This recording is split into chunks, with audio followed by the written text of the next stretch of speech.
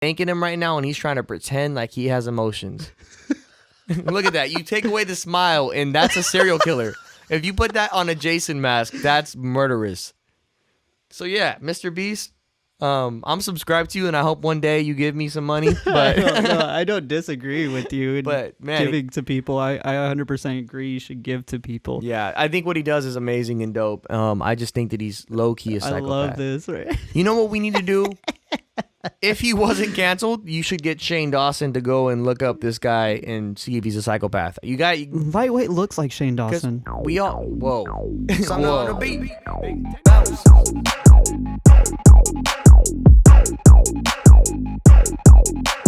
Bounce. We ready? I think we're ready. What's up, human beings? This is our second podcast, and guess what? It's in person this time. Yes, sir. I actually have to look across the table at you now. Yeah, I know. You got to look me in my eyes. So we had in full transparency, we started the podcast and accidentally streamed on Twitch. So the first 7 minutes is on his Twitch. If you guys don't know, AJ Solified on Twitch, self-plug, yes. I play video games. I play video games a lot. You recently got something that was pretty dope that I just found out. What's that? You want to tell the people what you're a possessor of? I disagree with your personal views on this, but he got an Xbox. He got the new Xbox. Oh, no.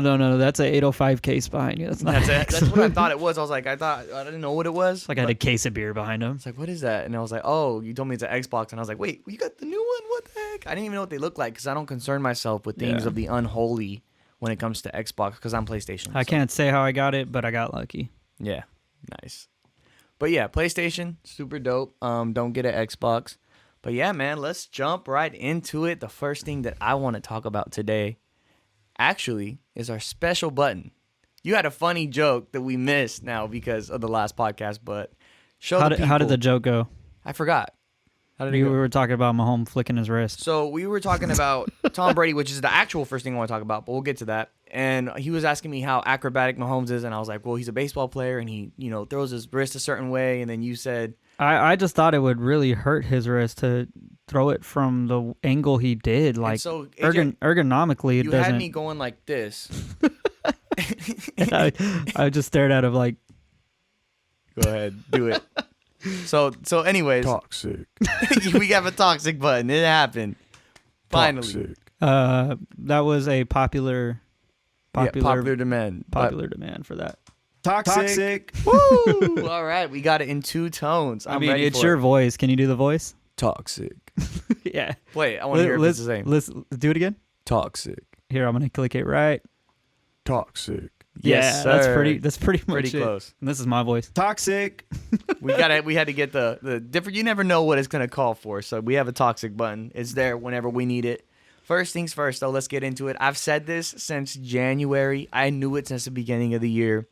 Tom Brady is not only the GOAT, but a Super Bowl champion yet again.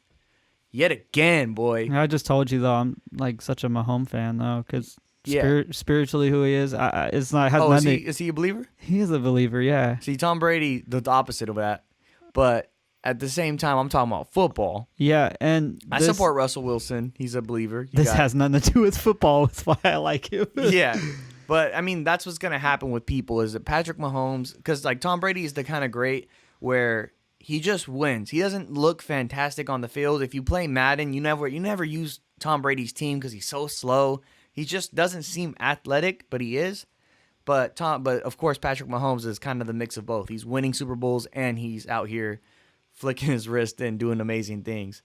But, And I guess taking into consideration that he's so young, I mean, that's the thing too. That people were comparing him to Tom Brady, saying that at this rate he will be the GOAT. Yeah. And so for Tom Brady to beat him, and Patrick Mahomes is getting to his prime, and Tom Brady's 43. But is that also because Tom Brady had put in so much work? Yes, to get to that point. 100%. TB12 method.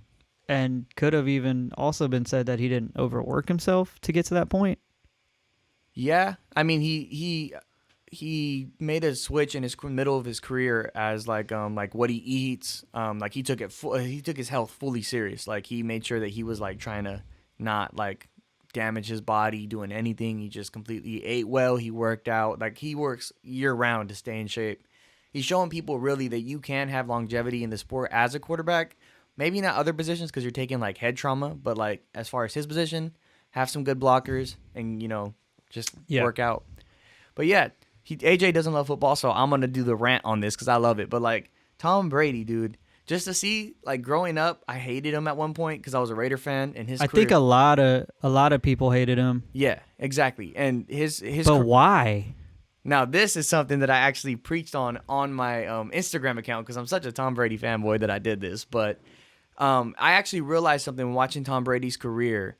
As you see him start to do good, people were like, oh, we like Tom Brady. And then he starts to win more and more Super Bowls, and it was like, everyone was like, he's a cheater, this, that, and the third. But the point blank, at the end of the day, he keeps winning. There's no excuses for his wins. Maybe 1 or 2 wins you can like be like, oh, that happened because of this or that. But he's winning because he's great.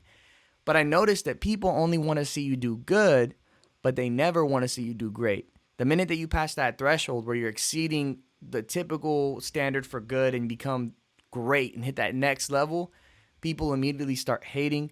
And I just noticed that about humans because you even watch the Golden State Warriors. The Golden State Warriors were playing basketball, going to the championship every year. And then at some point, people were like, you suck. Like, we're over this. Like, next, on to the next. I'm done with it. So I think people just have it in them to naturally, I don't know if it's like insecurities or what it is that you don't want to, they project on other people. Like, I don't want to see you be amazing. But the minute you become great, people tend to like, not like you. I don't know. It's just that people sipping on haterade. That's just what it is. So what I'm going to take away with that is just to really not focus on the comments or anything like that and just, do me. Yeah, so, I mean, what really makes you great, though? Like, especially in football, like, what constitutes you to be great? Well, for Tom Brady, all right, since I'll stay on topic, just looking at what he did, you kind of talked about it, like how he's staying healthy and stuff like that. He made a personal decision at a certain point to be like, this is going to be my life. I'm going to do this full force. I'm going to give my best, and that means in all areas of my life. Like, for me, as a rapper, I'd say it'd be like spiritually first, like just being fed by the word of God and just staying in the presence of God constantly so I can draw from him and stuff like that.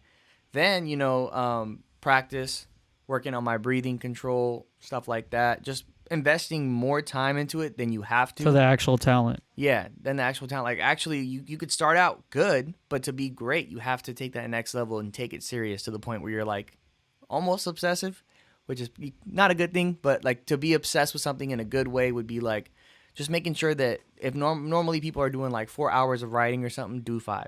Most people don't even write. I know a lot of rappers that just write when the beat's on, but like, I'm doing this new thing where like I have all these notebooks with empty pages. I'm just trying to fill them all and just write them as much as possible, even if I'm not going to put it on the beat. That's actually like a very healthy thing to do. Even if you don't write about music or anything, you just jot down your thoughts. Yeah, dude. It's like super healthy to do. And that's actually why I actually liked it. Now that you mentioned it, ironically, I like when I'm writing, I'm like, I have nothing to write about because I'm writing 24/7 now. Like, so I just start writing like almost like it's a journal, just like what I'm going through, my thoughts, my conversations with God, my prayers, all that kind of stuff, just writing it down. And it's like a release. It really is. It feels really good. Yeah. No, I agree. I definitely agree. Yeah.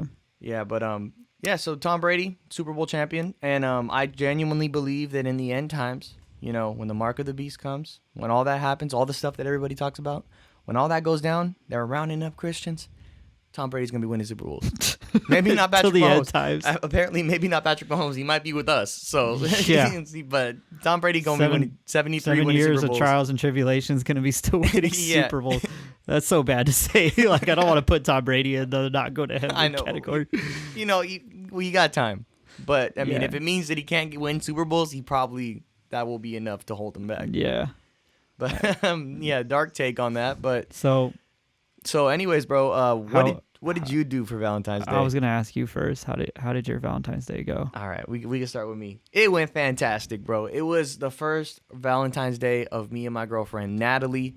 It was just amazing, bro. I like that you pick a public place where other people could show you up too.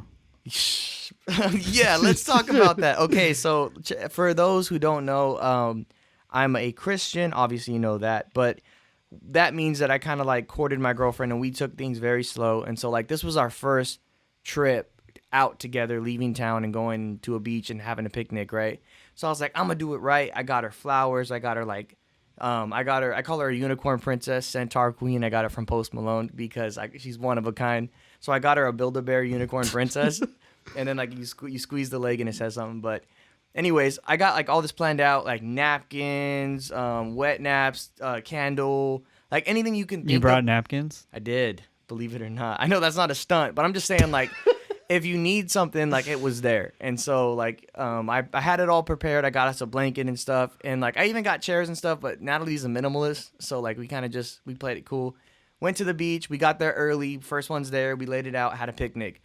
Then I go to the bathroom, right? And I'm walking and I was like, what is this? And I was looking and there was a couple and they have a table, a white tablecloth. I had like this checkered tablecloth that wasn't even cool. They had a white tablecloth. He brought the flowers because I gave Natalie the flowers when I seen her, so she put them in the house in water like a smart person. But this guy brought the flowers. They're sitting there and it looks so nice. They're drinking some rosé, all this kind of stuff. And, you know, we don't drink, so we're not doing that. But they're sitting there with rosé and like all this like nice stuff, some chairs, and like there's a candle, a bunch of candles, more than my candle. And I'm sitting there like, what?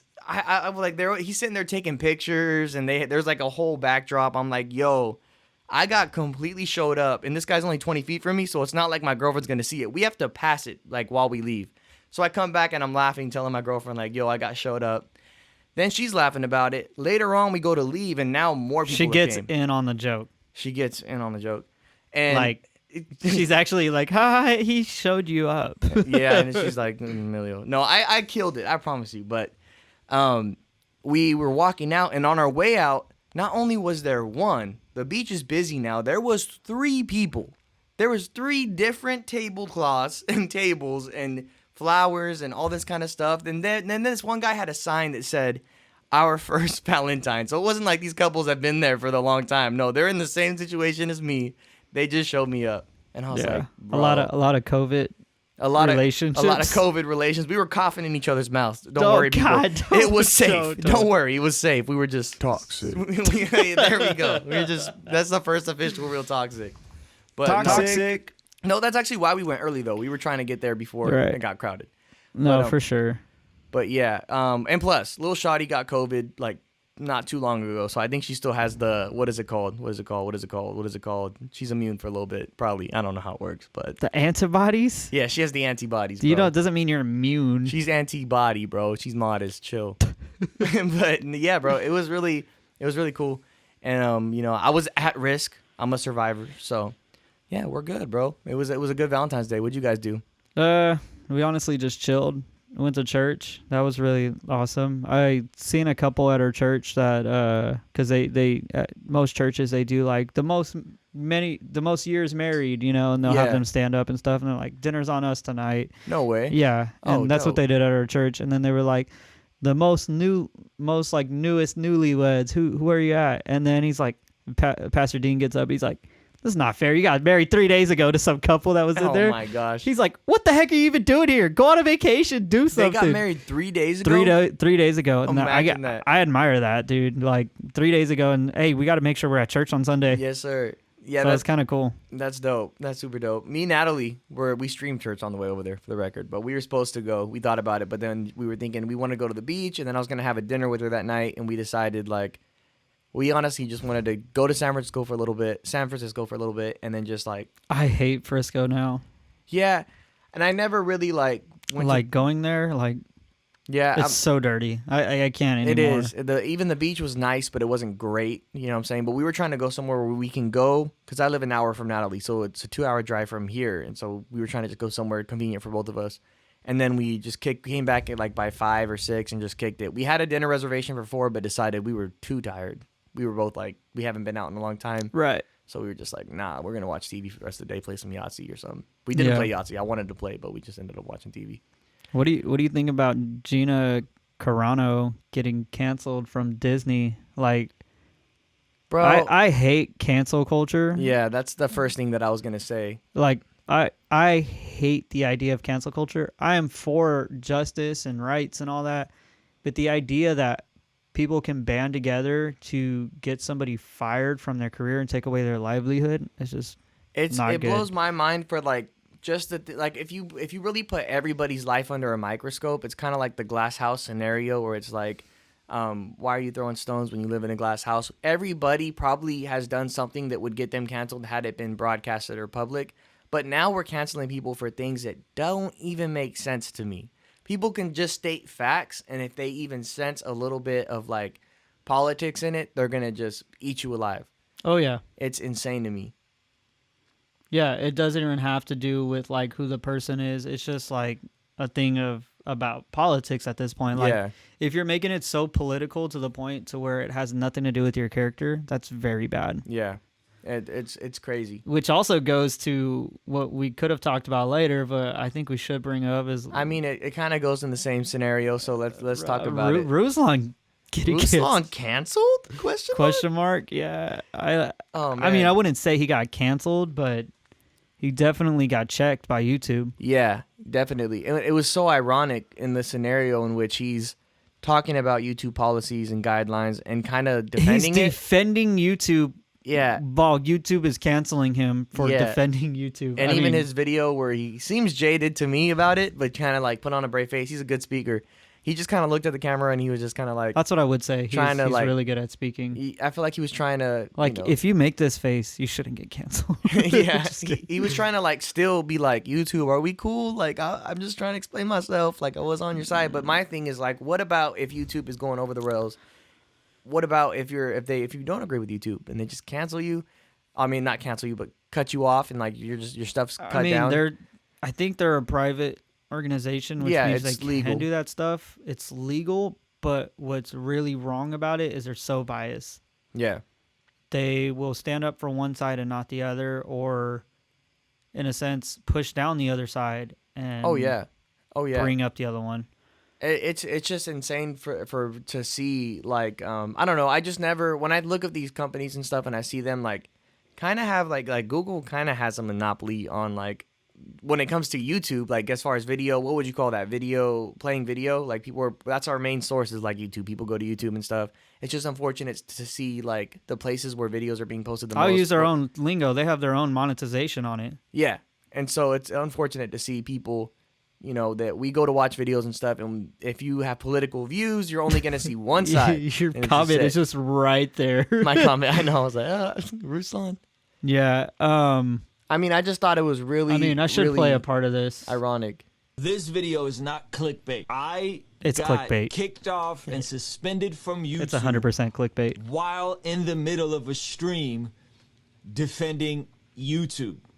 This is a brief update. As some of you guys know, there's been a lot of talk from Christians, believers, folks in my community about big tech Nice camera change. censorship. And Yeah, he's all hitting the switches. I feel Like this. like it shouldn't affect me, but maybe clearly I'm wrong. I was in the middle of a live stream a couple days ago, and I was ending it with, hey, I think as long as we are known by the things we're for, we're going to be good. But nevertheless, partner with your favorite creators, support them on Patreon, so on and so forth. In the middle of this, my stream goes out. And then I get a notification that I have a community strike on my YouTube. If you don't know what a community strike, rough. it means that you are suspended for 7 days. This is different than a copyright strike. This is a community strike. So I went and looked, and there was a video from January 6th where the Capitol riots happened, and there was a video of me reacting to Donald Trump's speech.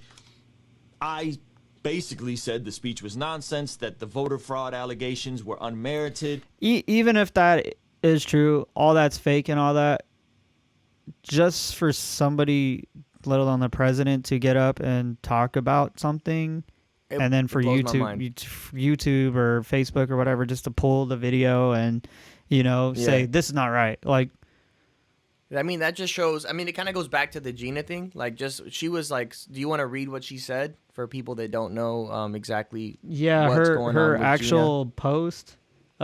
She posted this, and I think it was like a reshared post too, and it says Jews were beaten in the streets by not by Nazi soldiers, but by their neighbors, even by children.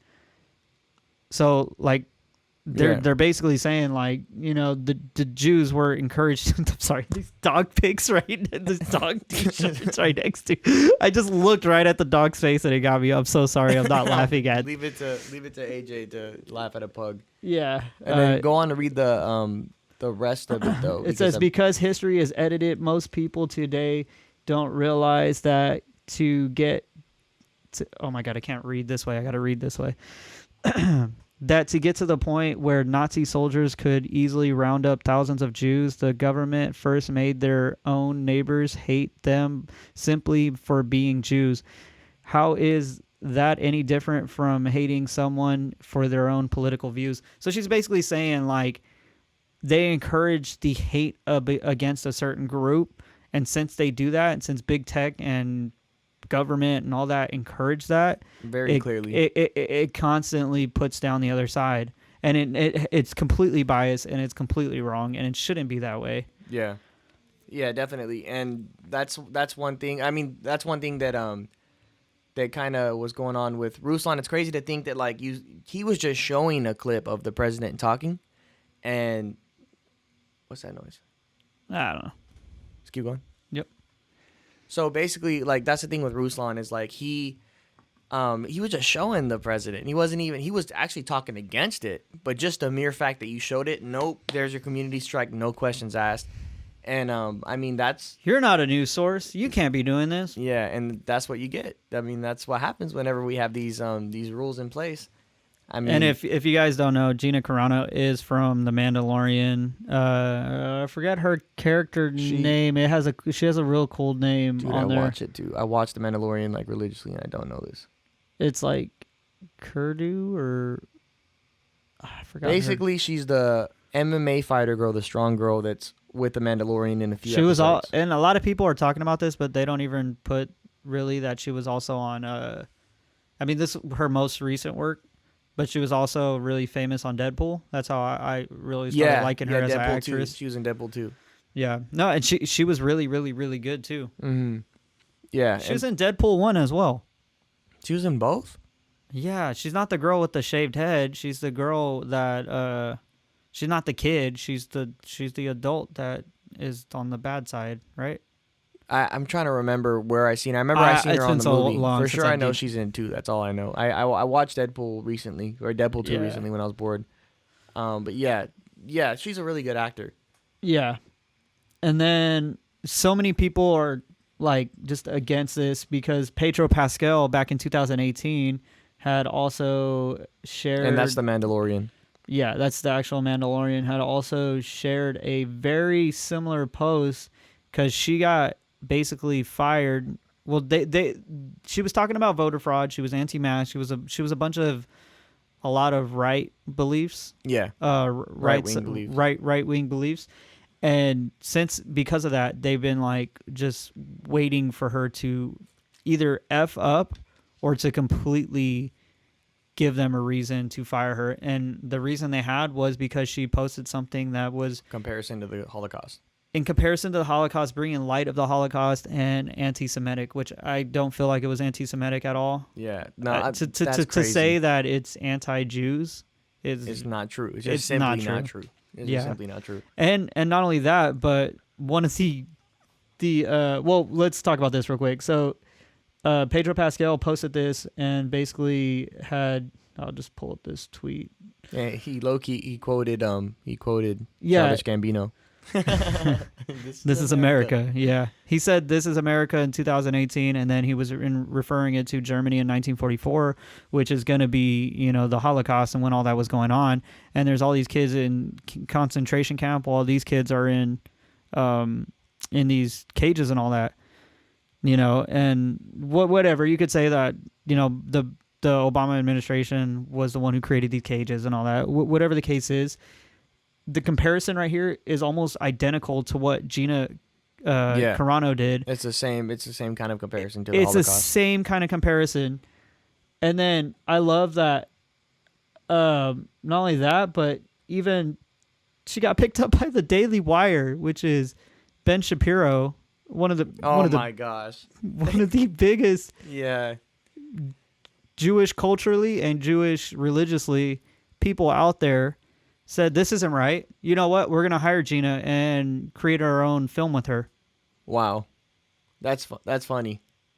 I mean, Like- at the end of the day, like, it's just confusing to me because it's like we know people's intentions when they post stuff also, you know, like people will do anything to like cancel you if they don't like you or they don't like they just kind of reach a lot, and then we let them reach. We let them take people's jobs. I believe I think there was a soccer player earlier in the year. Don't quote me on this because I'm trying to remember. It was a while ago, but there was a soccer player when cancel culture was really at its peak in 2020 whose wife had said something that was like, I want to say it was either right wing or something else. I don't remember. It was something that wasn't going along with the culture at the time. It has nothing to do with the actual soccer player, though. Nothing to do with the soccer player. It's his wife. His wife said something, had tweeted it, and then they told him to make his wife publicly apologize. If not, he's losing his job. And his wife wouldn't, and he wouldn't make his wife do that. And they What if fired they him. were separated, or Yeah. not even that, but like what if they were, I mean, just completely like unequally yoked? Yeah, I mean, Like what if one's a Muslim and one is Christian? yeah, Because just there separate is beliefs that. happens. There's a Yeah. lot of that. People with separate beliefs, and it's And insane. hey, because she's your wife, you're gonna get fired. Yeah, it was just, to me, I was just Jeez. like, that one was like really weird. It stuck out to me. You guys can look into it. I'll probably fact check it and put it in the description. But yeah, it was just super super weird. to Emilio me. can be completely wrong, but No, I'm pretty sure that happened because I watched the whole video, article, read it all and stuff. I was like tripping By- out on it. That by- one really tripped me out. bias media. Toxic. Toxic. I'm sorry, guys. Yeah. No, but I do know that happened. I just have to figure out where it happened exactly. But yeah, it happened back in like March. But it was super. That one was super crazy, and you just keep seeing this theme in culture where people are getting, fired or removed from places for like just simple tweets. It's like crazy. Yeah, I'm a fan of Donald Trump Jr. mainly because he's just like an American, and Yeah. he does like I'm for guns, and like I believe in those American rights constitutionally. Yeah. But I love that he put this. He says same movie as Gina Carano, same analogy, though the pic has the wrong date. I'm told it was 2010 under Obama/Biden administration. It says so does Disney discriminate against women for doing what their male actors do, or is it only discrimination against conservatives? And this is a good point because it's saying like, okay, let's take the political side out of it. Yeah. You did something bad. This is it. And then somebody on that same employment does the same exact thing or mirrored in the same likeness of that thing. Yeah. And does it and completely gets no backlash for it. Is it a political, like if you take the politics out of it, seriously, is it a lot gender of thing these- a at lot of that these point? Things, a lot of these things, you could take politics out of it and just look at it from just observing it. You could see like, dude, what that's uneven. It doesn't make sense. Yeah, and so if and then Disney is so like, oh, no genders or whatever. It's Yeah. like, well, if it's not genders, what the heck was it then? Yeah. What are you switching up about this person's point of view to this person's point of view and Because how those they are like post? two similar posts, and that's the thing I worry about. With, like how you look at I don't know when that picture was actually taken, but how you look at these pictures, you don't a simple meme. You never know like where these pictures are actually being taken from just because a meme says it's this or that. You never know. There's been plenty of times where things were posted or reported where it was completely I just realized not Pedro the case. Pascal he/him. Is that his actual account? Oh yeah, it has to be because of the check mark. So I'm sorry. Oh, so I mean that kind of like highlights maybe These his- are what do you call those? These are my pronouns or whatever. yeah. That, I mean, but I'm he/him. saying that might maybe highlight his political views, of the progressiveness, which of, would make the point for like they're literally canceling conservatives. yeah. I mean, it's just crazy that it's not equal. You know what I'm saying? Like people can have their views or whatever they want, but if you look at it, it's just like why are we like shutting down and muting, voices? And- if it's supposed to be a healthy conversation instead of like America's a melting pot, right? Like there's gonna be different views and stuff like that. That's what we're known for, and like our country more than ever is being divided at the moment. And if it is that way, is it like I'm trying to think about what I was gonna say. Is it gonna be more of, hey, if you get hired, you can't say anything political on your own private timeline, or Oh, for You sure. know what's even crazier is like now that we're hired you, it's almost like ownership, like slavery. Wow. Yeah. Like if you really think about it, like, hey, now that we own you, you cannot put anything on your personal account because guess what? We own it now too. We own your brand. We own this. yeah. And I agree to the point of like, hey, you shouldn't be going against your own company and talking crap about your company and all that. Yeah. Which I do agree. But at the same time, it's like this is their own political views, their own stance on what they believe in. If I posted about I'm against abortion, Yeah. am I going to get fired from my job because I don't believe in abortion? Because it's my own religious belief. You and know what I it mean? would appear that way to a lot of people, that a lot of people want it that way actually nowadays. And that's what's scary about it, is because if you really, I feel like a lot of people just say, they want this or they want it like that, and you can't say this, but they don't realize like how that's going to be magnified. And that's why I think the Ruslan thing is kind of funny, because like he's kind of like defending YouTube about, they have the right to do this, blah blah blah blah blah, and then he gets hit on that video, like he gets canceled, he gets cut off on that video, and then still defends them. yeah, like Says YouTube was 100% right. yeah, I mean, that's basically what he said on the rest of that video that we started watching. He Yeah. continues to say he like, still said like I believe in YouTube, so if YouTube, please don't cancel me. yeah, it's sad, but I mean, like, don't get me wrong, I'm a huge Ruslan fan. Like, I'm a Patreon supporter of Ruslan. I'm subscribed to Ruslan. I watch his stuff, but at the same time, just like that's one thing where I was just kind of like, man, like I don't really agree with YouTube censoring people. I just don't. Yeah, I mean, yeah, they technically have the right to do it, but I just don't agree with it. that's why I don't like the word progressive or anything like that, Yeah. because it makes no sense. I think I looked it up on the dictionary earlier. Yeah, pull Let that me up. see. Jamie, pull that up. Jamie. We should pretend like we have a guy. Hey, can you look that up? Just- It's me right now. I'll just like get in the camera. Yeah. Okay. Thank you for looking that up. Yeah, that works perfectly. Yeah. Oh, jeez. Yeah. So if I'm gonna have this read this real quick. What does progressive mean? Favoring or advocating progress, change, improvement, or reform, as opposed to wishing to maintain things as they are, especially in political matters. Which I agree with, but they use it in a sense if you're not progressive or if you're not this, Yeah. then you are a bad person. Yeah. Yeah. It's Just because super you- sad. Like they put it as if like progressive means if you're not progressive, like you're racist. If you're not Yeah. progressive, you're a hater or you hate a certain culture or something. Yeah, there's been plenty of times just as a Christian and having like core beliefs as a Christian, where like even like on a stance like abortion, where people that I've known at work that like are super cool with me for literally like 4 years, and then they find out that I'm a believer, and they find out that where they know I'm a believer, Sometimes but they find just out. sometimes they just find out you're a believer and like, oh, you're against abortion, or Yeah. they put you in a certain belief system that Yeah. you may not even agree with. But I definitely got that's happened to me before, but I'm talking in the sense of like they've known I'm a believer, they've been my friend for 4 years, and then like yeah, that sucks. they figure out like, oh, I will- you feel this way about abortion, woman's choice, and you're a horrible person, and they put you under all of these things, and it's like, whoa, where we go with this? Because you've been complimenting me for 4 years about how I show up to work and I'm nice to you and I'm one of the only nice people to you, yada yada yada, and then now because of like one thing that I believe, you're a horrible person. But I'm like, what about all your own testimonies about me for 4 years? I'm not even gonna say who because I don't want to do that. But even family members, Yeah, especially like, I mean, I remember telling you what I've happened got to me. the smoke from family members too. What happened trust to me? Yes, I remember. Yeah, dude, it's unfortunate, man. The people don't realize it's real divisive. It's just it's ironically not progressive because it brings people back. If we don't have free, like this country is built on free speech. If we don't have free speech, we don't have free thought. If we don't have free thought, then we're just literally under a freaking dictator. Like that's what's gonna happen. And I'm not saying like you're a bad person because you like doing this or it's just I think sin is sin sometimes. Yeah, And no matter what way you look at it, everybody has their own sins. I have my own sins. I have my own things I struggle with, that's why we need Jesus. Yeah. If But I wasn't dependent on Jesus, then what would be the point? Yeah. You know? Exactly.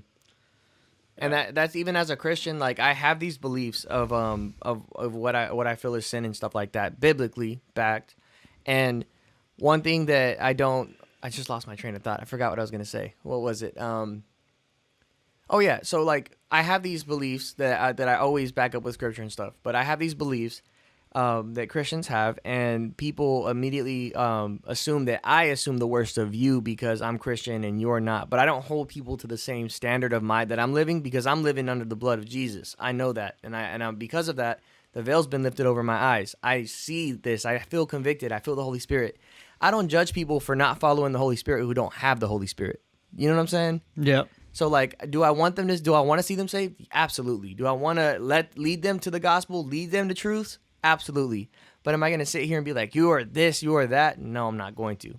Yeah. Because at the end of the day, we all are under sin, and Jesus is what freed us. So all I'm looking forward to doing is like giving people the gospel, giving people Jesus, and letting Jesus free their lives. I'm not going to sit here and judge people because of that. It's also like how do you feel about the New Age church and the Oh man, I guess I could call it the progressive church. Girl, let's talk about it, man. So the progressive church, the New Age church, I mean, this has been around for a long time. Just from the jump, immediately one thing I could think of. And of course, churches do need to change and adapt to culture and stuff. Like I don't disagree with that. I mean, we went from singing in hymns to praise and worship teams. Yeah. Well, so I'm not against that. It's also just improvement in technology and stuff too. Like that's the other difference of that. Well, but those things are like not having to do with the gospel. Yeah, do you know what I'm saying? That's true. Those things aren't having really to do true. with the gospel, and the New Age beliefs aren't anything that let's just say the progressive church. They aren't. They're just a Christian church dripped in New Age beliefs. But New Ageism is has been a thing for a long time. That's one of the first doctrines I learned about when I first got saved, because a lot of people believe it. It's kind of like almost people that want to be spiritual but don't want to actually be submitted to Jesus. A lot of the times they have this type of belief where they put their faith in a lot of other things like sages, crystals, stuff like that, and they don't actually just seek the source. People that have that kind of stuff literally scare the crap out of me.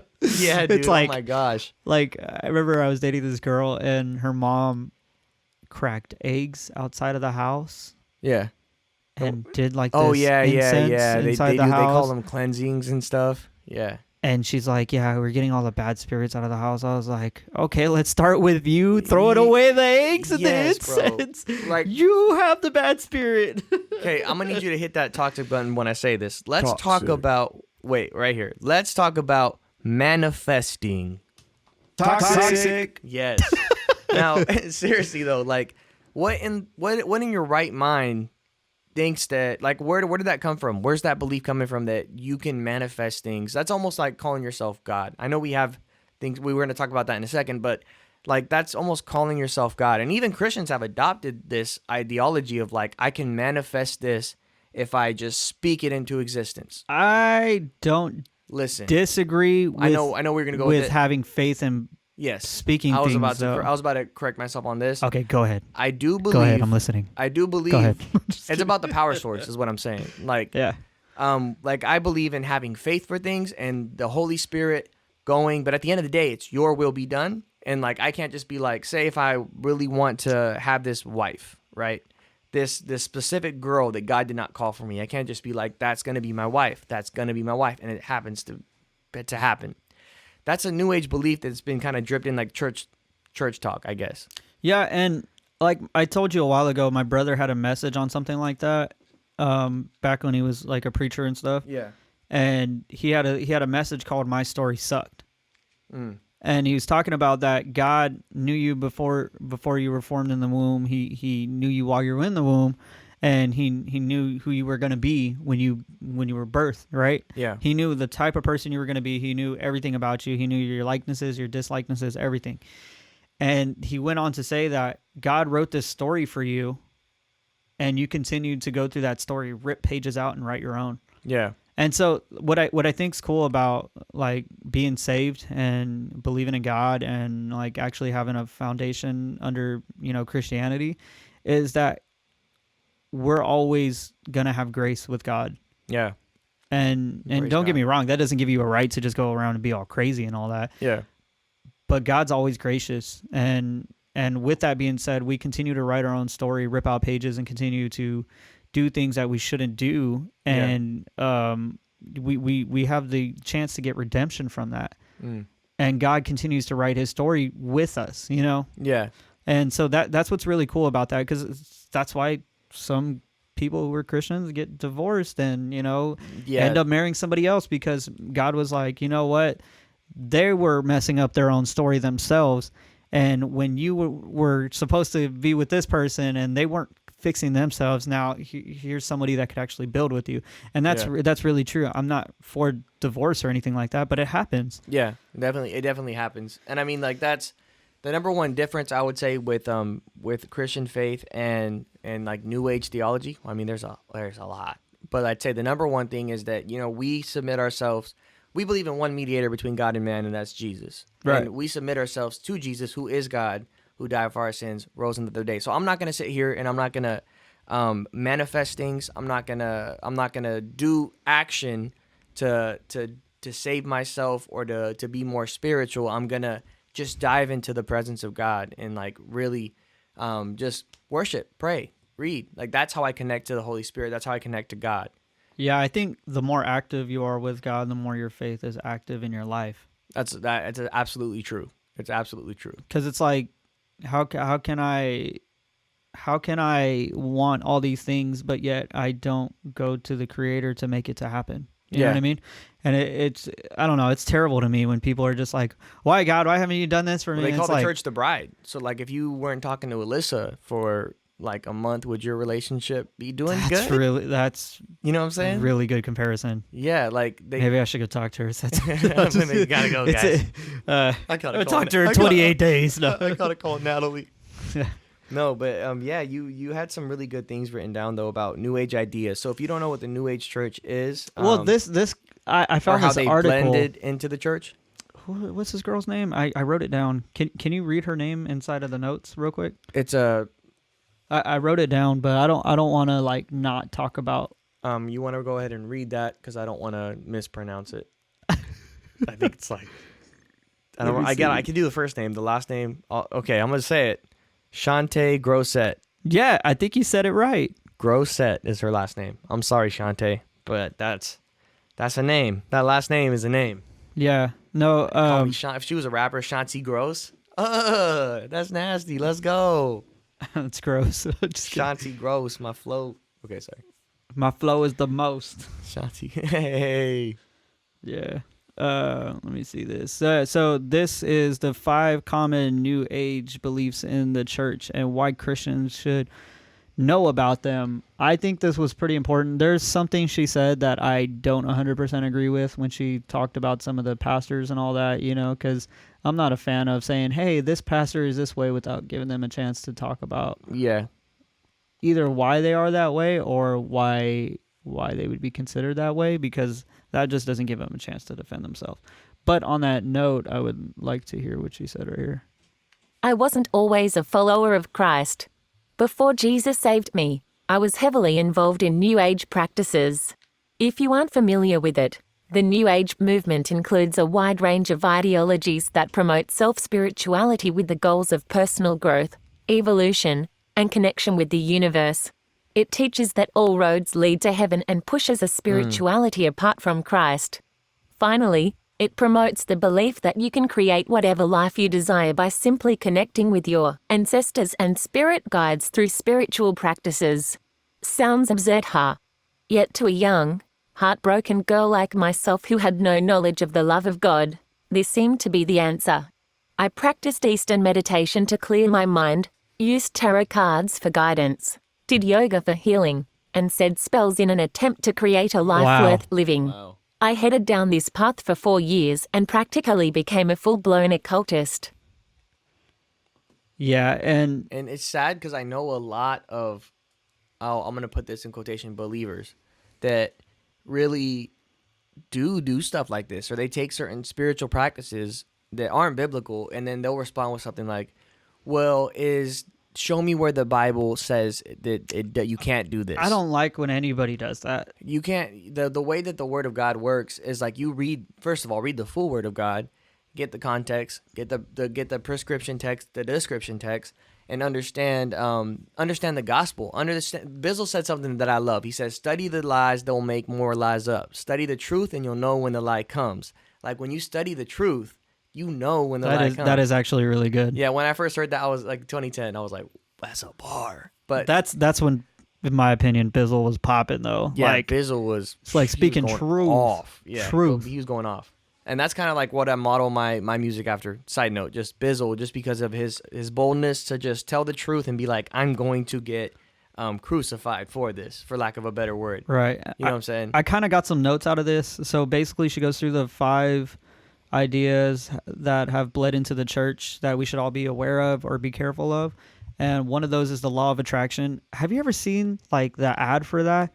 Like it pops up like before I had YouTube Premium, it was like the law of attraction. What does this mean? And it like preaches this to you, and it tells you like you need to be enlightened and you need to be aware of this, you know? Yeah. And I don't know, it was a trip, dude. I can't believe like Again, it's just taking the glory, what you're about to read as I see it on the screen, it's taking the glory away from God and putting it on Right. yourself. Taking Right. the power away from God and putting it on yourself. And to for the law of attraction, I'll just read these real quick. It says, think positive and have faith, then we will get whatever from God. Not true. At all. We need to ask God for, well, I'm sorry, I wrote this a while ago. We need to ask for God's will and not our own. 100%. 100%. And then this other one, it says, follow your own heart. I'll go down a little bit. It says, follow your own heart. And this is mainly following our feelings. When we start to follow our feelings, we get put into a deep rut because we're continuously just going off of our own beliefs and what we think is right, what our heart feels is right. And I had the verse out literally right before the podcast. I'm just going to go ahead and just say it. The Bible says, I'm pulling up the verse right now, but the Bible says that our heart is deceitful. For Right. one, you know what I'm saying? Like our hearts are corrupt. Like we all have fallen short of the glory of God. Our hearts are corrupt.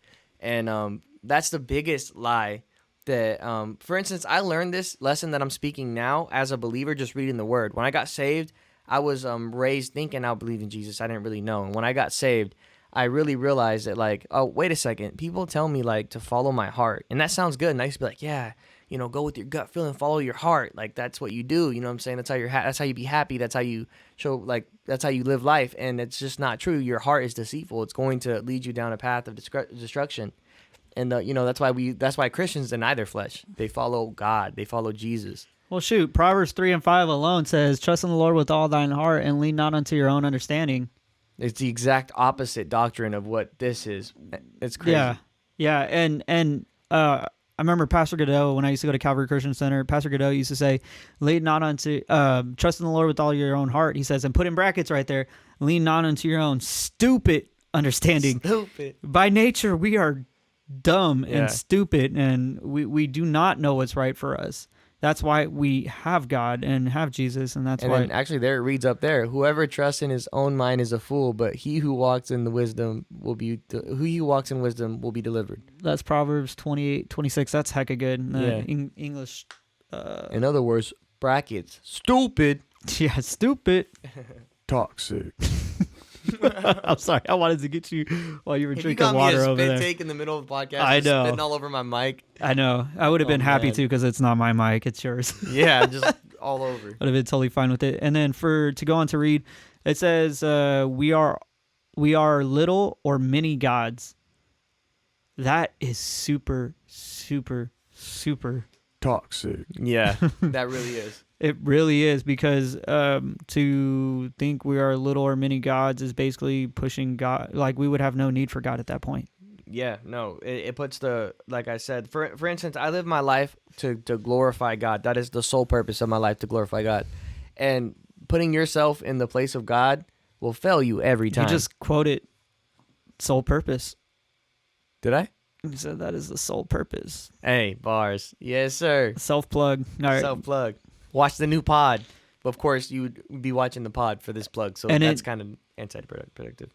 In this meeting, it says, because we are children of God, that we have everything and anything we want. I think that this lacks discipline in our walk with God.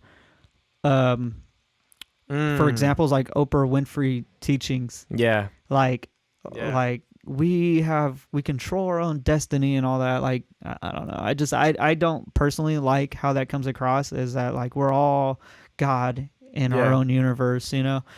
And before you go on with what you're about to read next, that also it kind of ties in with, like, for a Christian, people think when you're a Christian and you're believing in God, you're like using it as a crutch, and like you're not growing, and you're not like actually getting more inspired to go be a better person. But on the contrary, like when I seek the kingdom of God and when I seek God, I may be making different decisions than I did before, but the drive is still there. You know, I'm still trying to be my best self, but I'm actually my most healthiest self because the Spirit of God is leading me, and I have discernment. I can discern what is for me and what's not for me. I don't have to go and, you know, go through these trials and question. I can just come to the feet of Jesus and just learn It's what not I a get bad that way. discernment. It's not a bad way to look at this, though. The way you said that is, how could we be our most healthiest person? You know, like where are we most healthy at in our lives, and how can we be that? Yeah. I like the way you said that right there.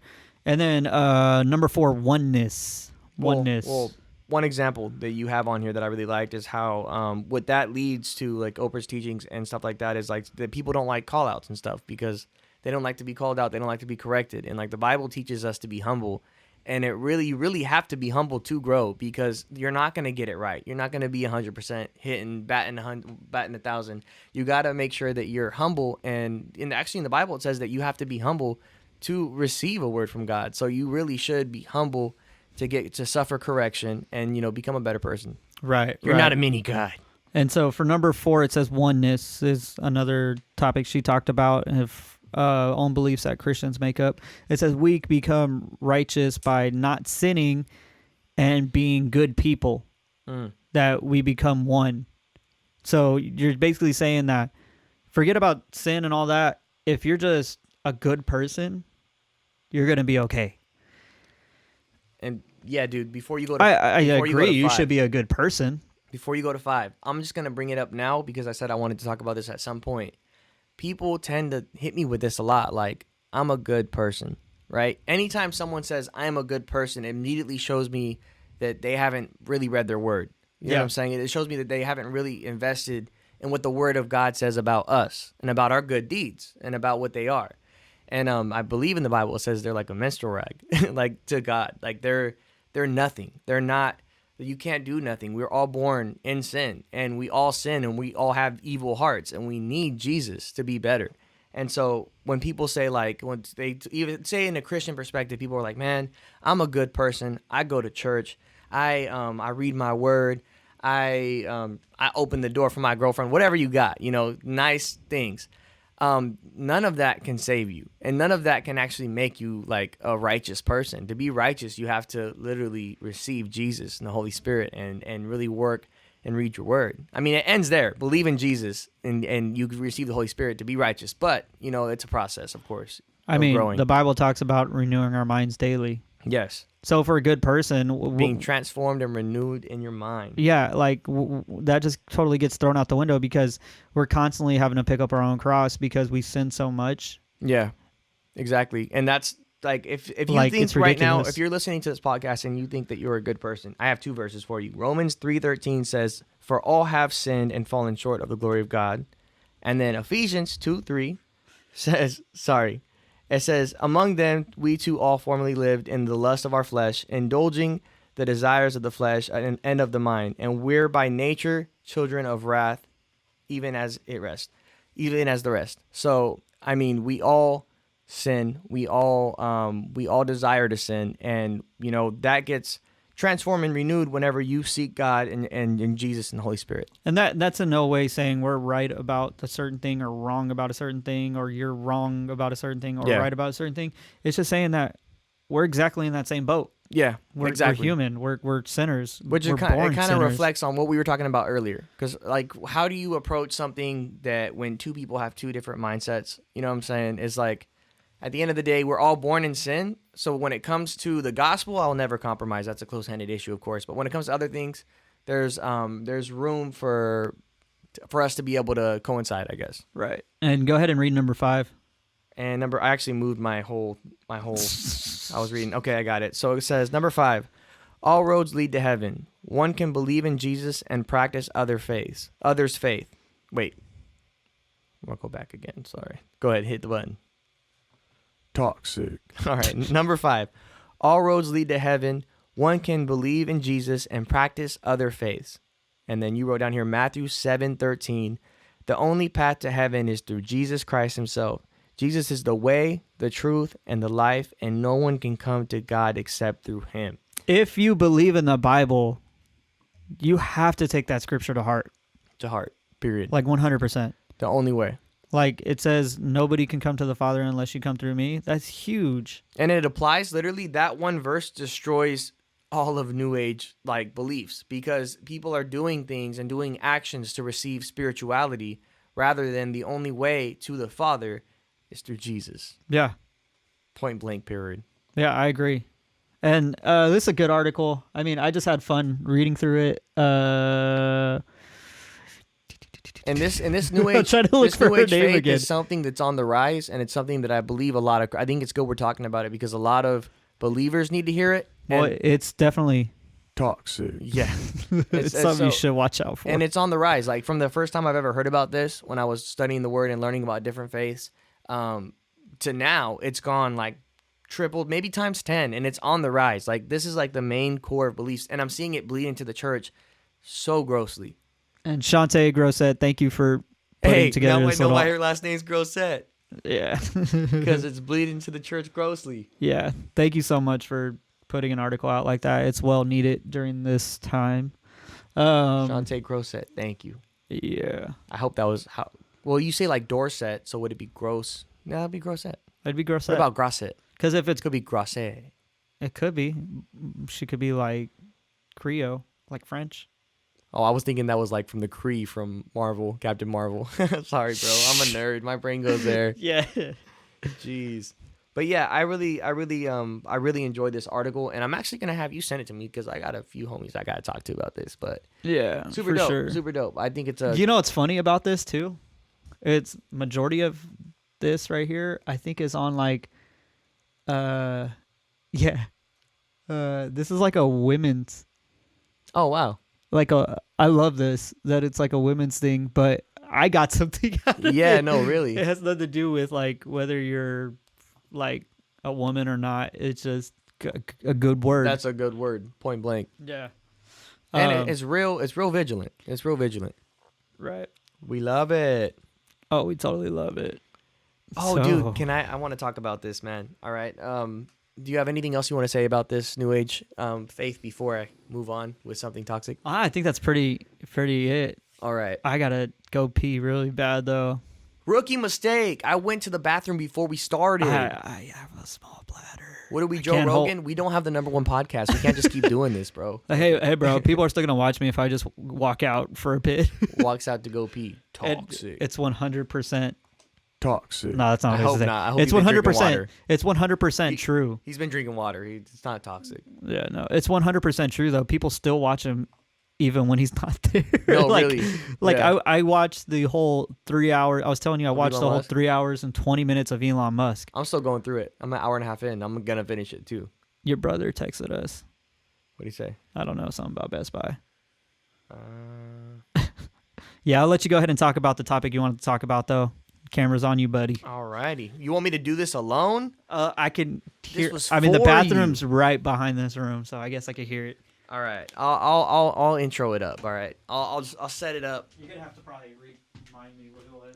I know. I got it.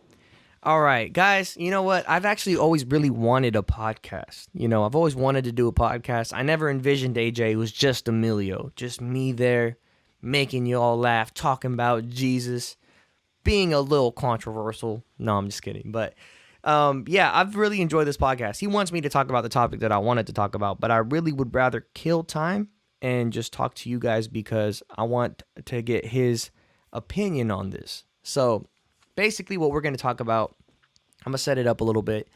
I've recently started watching Mr. Beast. If you were to ask Emilio, 3 months ago, who's Mr. Beast? I would have said, I don't know.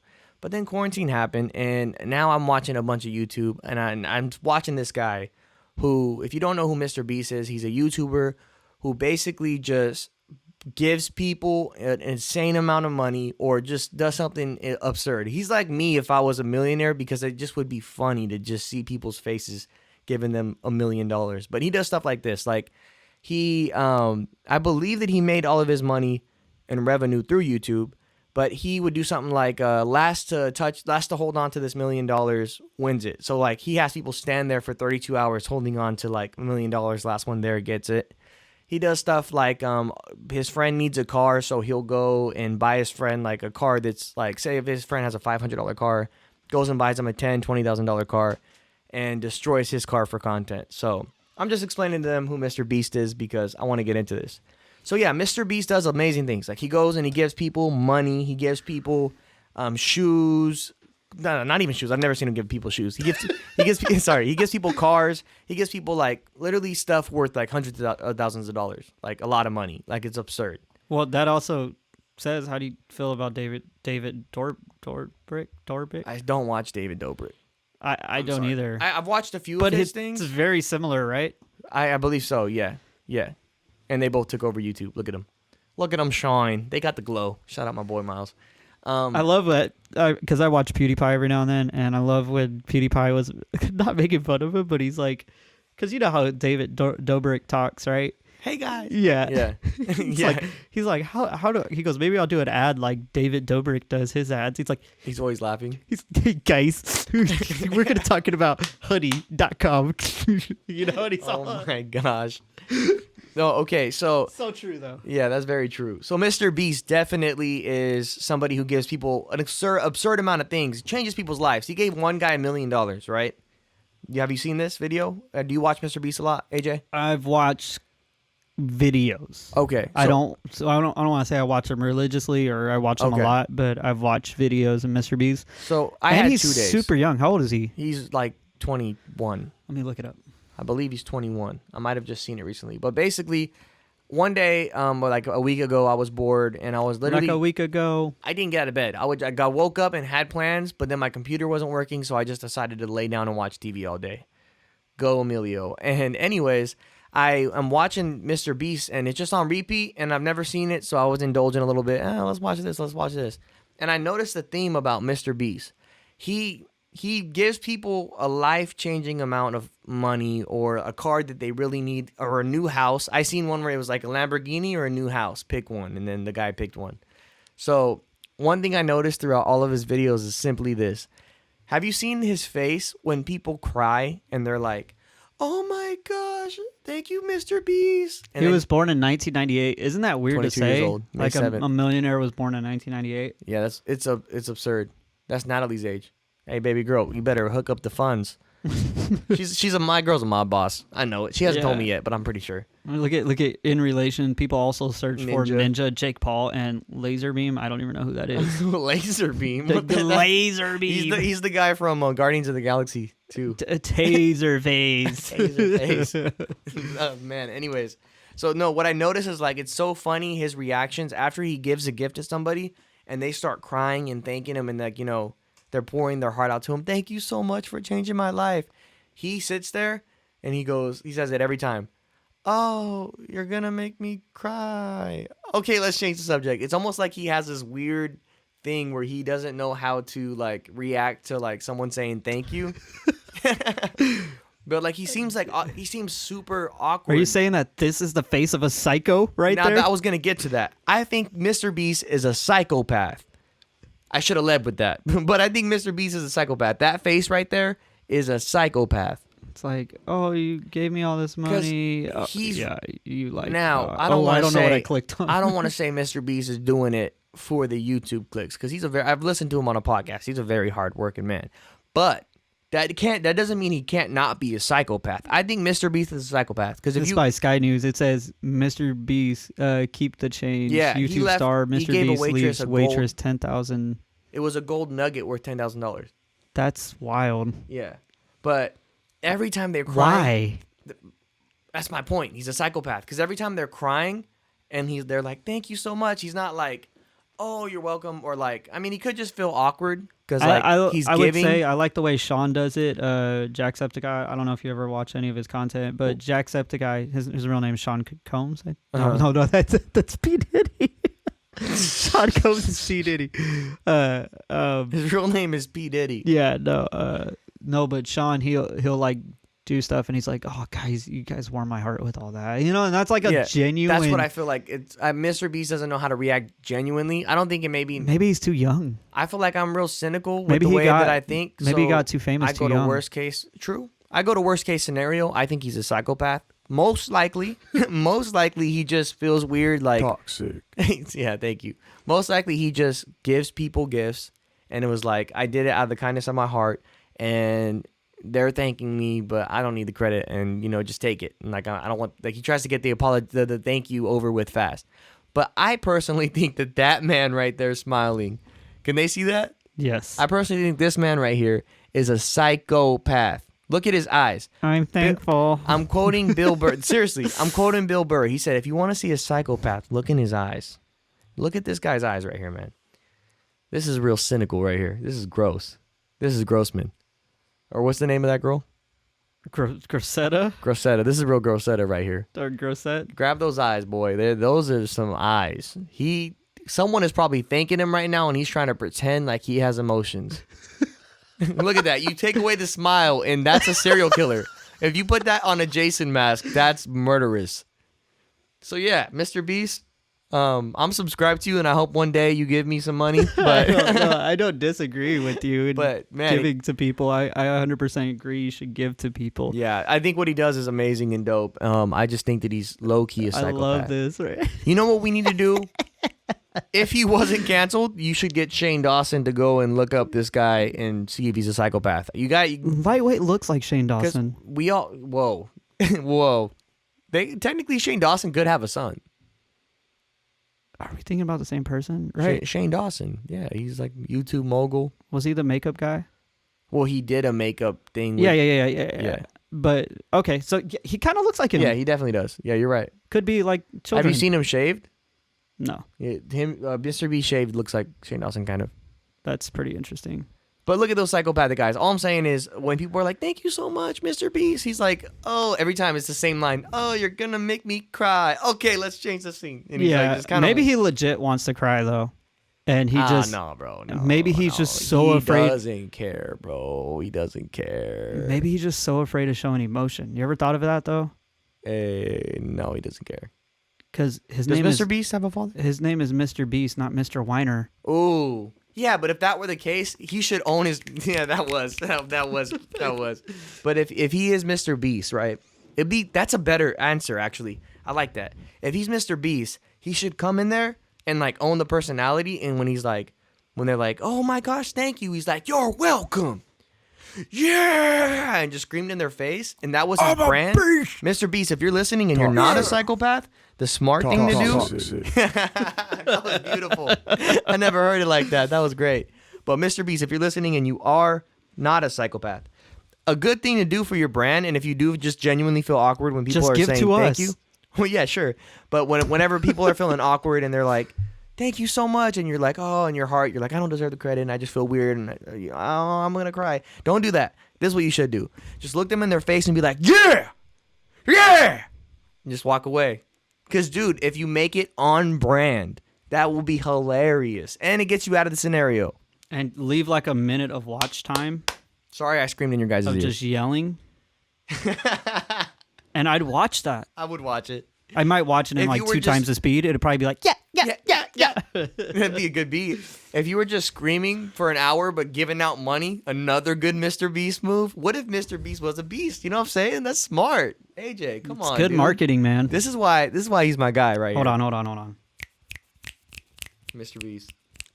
Good marketing, Mr. Beast. Good marketing. What? Yeah, What? so- Oh.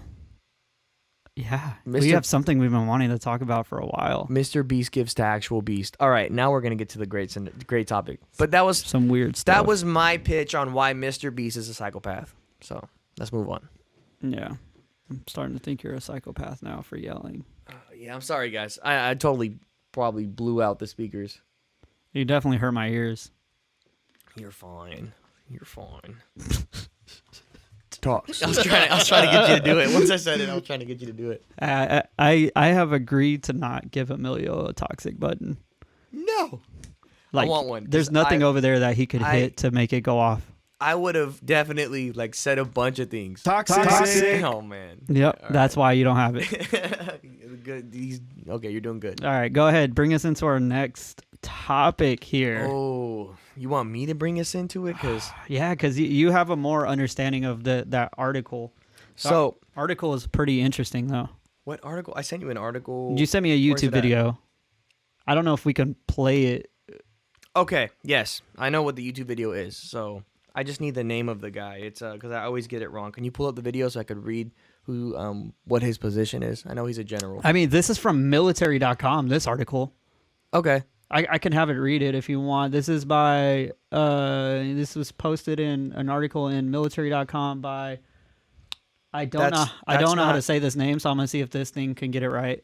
Let me see. I got it right here. That's not exactly. Ariana Paulik.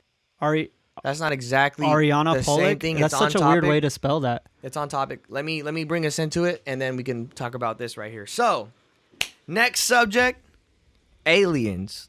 Now, 2020 was a crazy year politically. It was crazy, COVIDly. But one thing that was COVIDly. Yeah, go ahead. Hit me with it. COVID-like.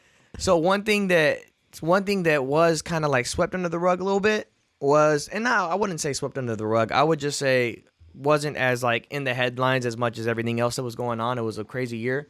Was aliens. So there's been a lot of alien hype, I'll say. Like And talk. they have hype beast.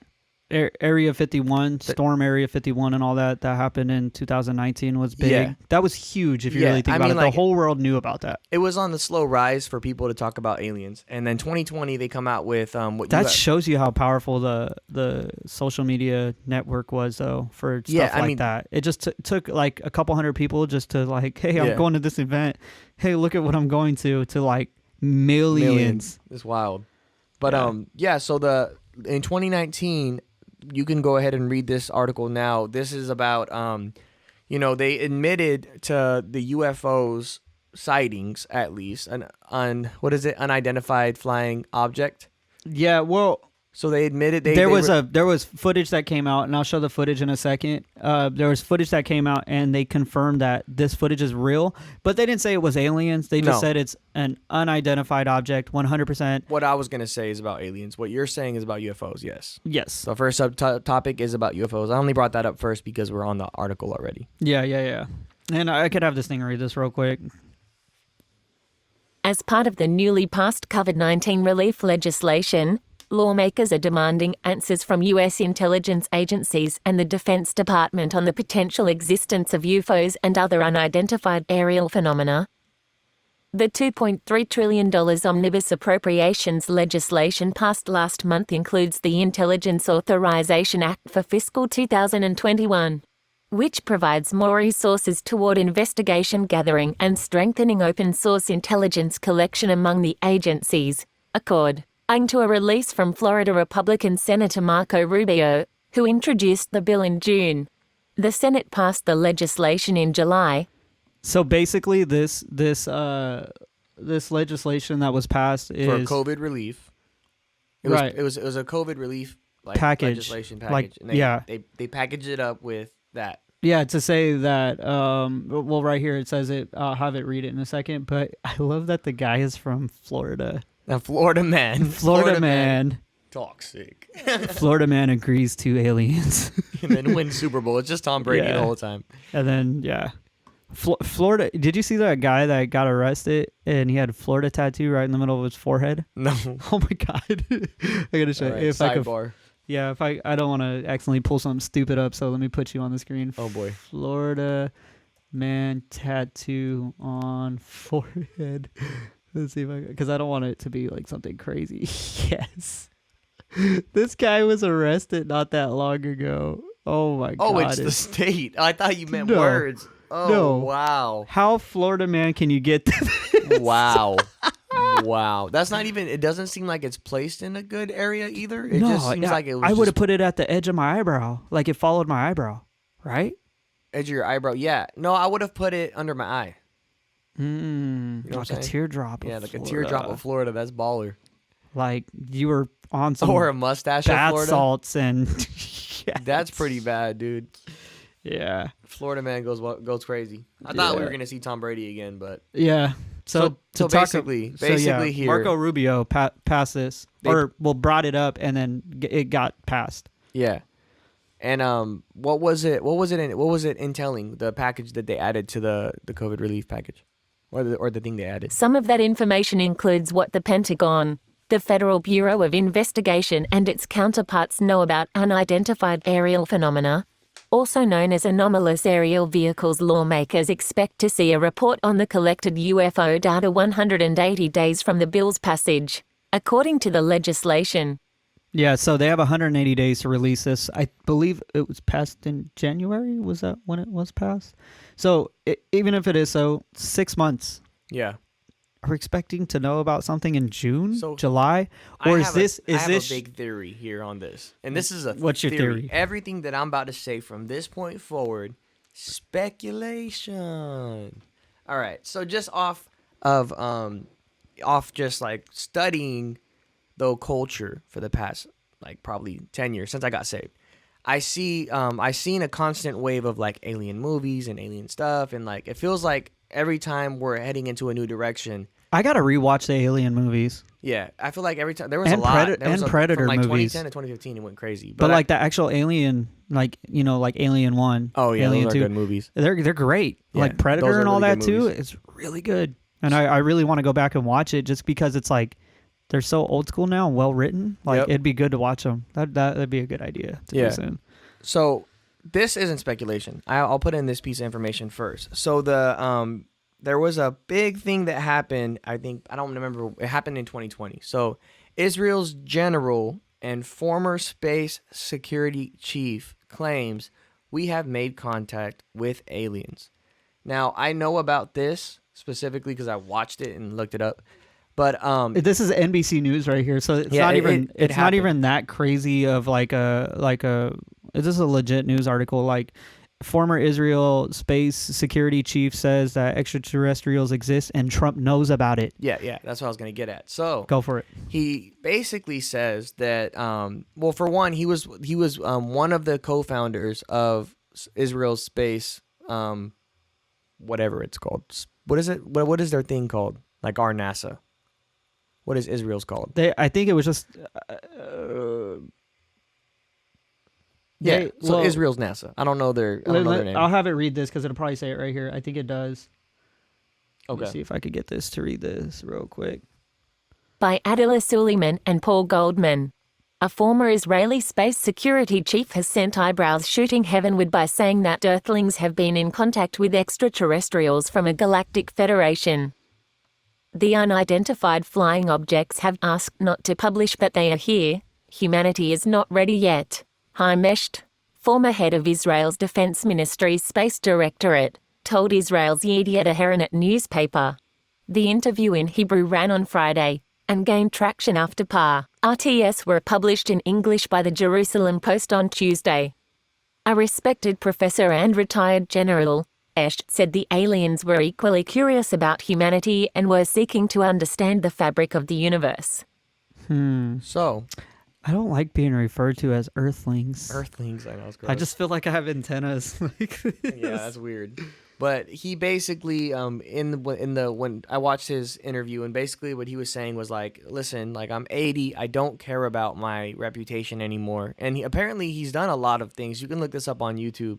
But he's done a lot of things that make him a respected general. And he said, like, I don't care about my reputation anymore. At this point in time, I just want the people to know the truth. And he said, as far as my understanding, there are only, as far as my understanding, I only know of 2 nations that know of aliens and are in communication with aliens. And get this, they said they already have a space station on Mars in which they're working with the aliens. Now, he said it was Israel and United States, but it could be more. He's just not aware of it. Is because that what that face is on Mars? Yeah, that's what that face is on Mars. Have you seen the face? No, I've heard about it, though, a lot. Yeah, I'll see if I can pull it up real quick. But yeah, he said this, and then he goes on to say that the reason that we haven't, I guess, like they were working with the American government, and Donald Trump knew about it, and he goes on to say that that the humans haven't reached their galactic phase. In other words, if the aliens were to reveal themselves to us now, then, oh wow. Yeah, it is a trip because it does look like some type of Egyptian thing. That's pretty weird. That's pretty crazy. I didn't see that. But I've never seen it. I don't buy it. I kept hearing That's people. so fake right Well, see, there. like a lot of That's oh my clearly a gosh. face. A lot of this is like interesting. Is why I want to talk about it. But but if you go on like Photoshop or something and you take something and you turn up the contrast, it'll create like little indents like this. I think reality is it looks more like this. yeah. That's like a more high resoluted softness of the face, and we're just seeing it at a very like even if I make it smaller, it's probably gonna look more like a face than when I'm up close. So basically, that's I'm pretty sorry, crazy. I just had to show that. No, it's good. I just was trying to get back on topic real quick. So basically, they were saying oh my gosh, Mr. V's a psychopath. I didn't mean to pull him up, but good. So basically, this guy's saying like the aliens don't want to reveal themselves to us because we're not in our galactic phase, meaning that humans right now are so primitive to the point where like right now, if they were to reveal themselves, we would go manic and crazy because oh my gosh, aliens exist or something. Basically, that's what he said. So that's why they don't reveal it yet. And at the time, he said that they've done like studies on us, and they are in our cities, and like they walk among us basically. And he said that. What are you pulling up? I'm sorry, but this right here on this NBC, like the actual video from that article, when COVID arrived, people panicked and bought all the toilet paper, and you wonder why they won't tell us aliens exist. And that's so perfect. Another reason is that like he said that like people right now. That's so true though.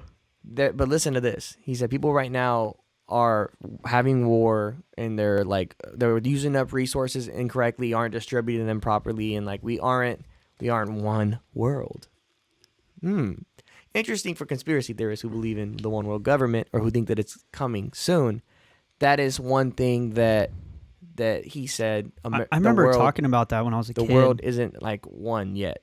And so that's interesting to me because as a Christian, like how do we approach this topic of aliens? Of course, Ruslan put it really good. He said like, look, as long as it does, like it's not aliens existing doesn't compromise the gospel. It doesn't compromise that Jesus died and rose for our sins. A lot of people would like to say it because they say, "Oh, the Bible didn't say anything about aliens," but it does not actually compromise. Definitely talks about dinosaurs. Yes, the beasts of the garden and stuff. Like that's other things that people try and argue along the same type of argument. Yeah, exactly. And there's a lot of Christian paleontologists. That's what that means, right? Paleontologists is the dinosaurs. Yeah, paleontologists are dinosaurs. Yeah. But there's a lot of Christian paleontologists that make a good case for the flood. It's a good thing that we're talking about the flood because I'm about to bring it up right now. But but here's a speculation. Here's my speculation on this whole thing. So like for me personally, from the beginning, I've kind of felt, and this is totally just speculation. I'm gonna throw you guys some craziness right now, but I felt like this was bound to happen. I feel like aliens were bound to come. In the Bible, in the end times, it talks about a lie that would be so deceiving that if it were possible, the elect would be deceived. And I feel like if this whole thing that happens here, if aliens come down and stuff like that, people would say like, "Oh, look, Jesus doesn't exist." The conversations are already starting to happen. And so, as a Christian, if I were to see an alien come down and stuff, I would stop first and I would think like, "Oh, wait a minute. Okay, we obviously have to pray and discern this and figure out what to do with this information. What does the word say about it? I believe that it's possible that it could be Nephilim. Now, Nephilim are in the Bible. They're basically when fallen angels came down. Are you saying not actually aliens like from Earth? Yes, exactly. Thank you for clarifying that. Maybe have left Earth? Well, here's what I was saying. I was trying to connect. In the end times, it says there will be a lie that's so deceitful that if it were possible, the elect would be deceived. And just so everybody knows, we don't 100% believe in any of this. It's just It's just speculating. Speculation, yeah. Like I have to clear that up for some people. Yeah, Are like, no. this guy is nuts. I sit here and think like crazy, so that's what I'm What's doing. that I'm one just- guy? I'm letting my brain roam. What's all right? the one big guy that goes on Joe Rogan's podcast and he's like, I'm kind of dumb. I have no idea what you're talking about. You know who I'm talking about, but I can't think. Oh, of his name. Alex Jones. Yeah. Yeah, no. I just got done saying that. Emilio's not Alex Jones. I'm not Alex Jones. I just got done putting saying that Mr. Beast is a psychopath for giving people money. So no, I'm just speculating. Trying to just what if. So the Bible talks about this thing called Nephilim, right? And so Nephilim are basically half fallen angels, half man, because the fallen angels came down and they slept with women. This is actually in the Word. In Genesis 6:4, it says, "The Nephilim were on the earth in those days, and also afterward, when the sons of God," meaning angels, "went to the daughters of humans and had children by them. They were the heroes of old, men of renown." So this is something like Goliath. Like you see giants. Goliath, I believe, was a Nephilim. Correct me if I'm wrong. This is just me. What I've heard. I want to say that I've read that. Yeah. I think Goliath was a Nephilim, and you also look at a lot of these old ancient. What scripture was that? This is Genesis 6:4. Saith the Book of Mormon. Stupid. I'm No. just kidding. No. No, absolutely not. But anyways, so what I'm thinking is this could possibly be like, say if Satan were to plan something like like a alien invasion or something to unite the one world and rise to power. And also it's speculation that will happen. Just the Word of God. You have the revelation is really hard to decipher. There's a bunch of different viewpoints on how this could happen. Yeah.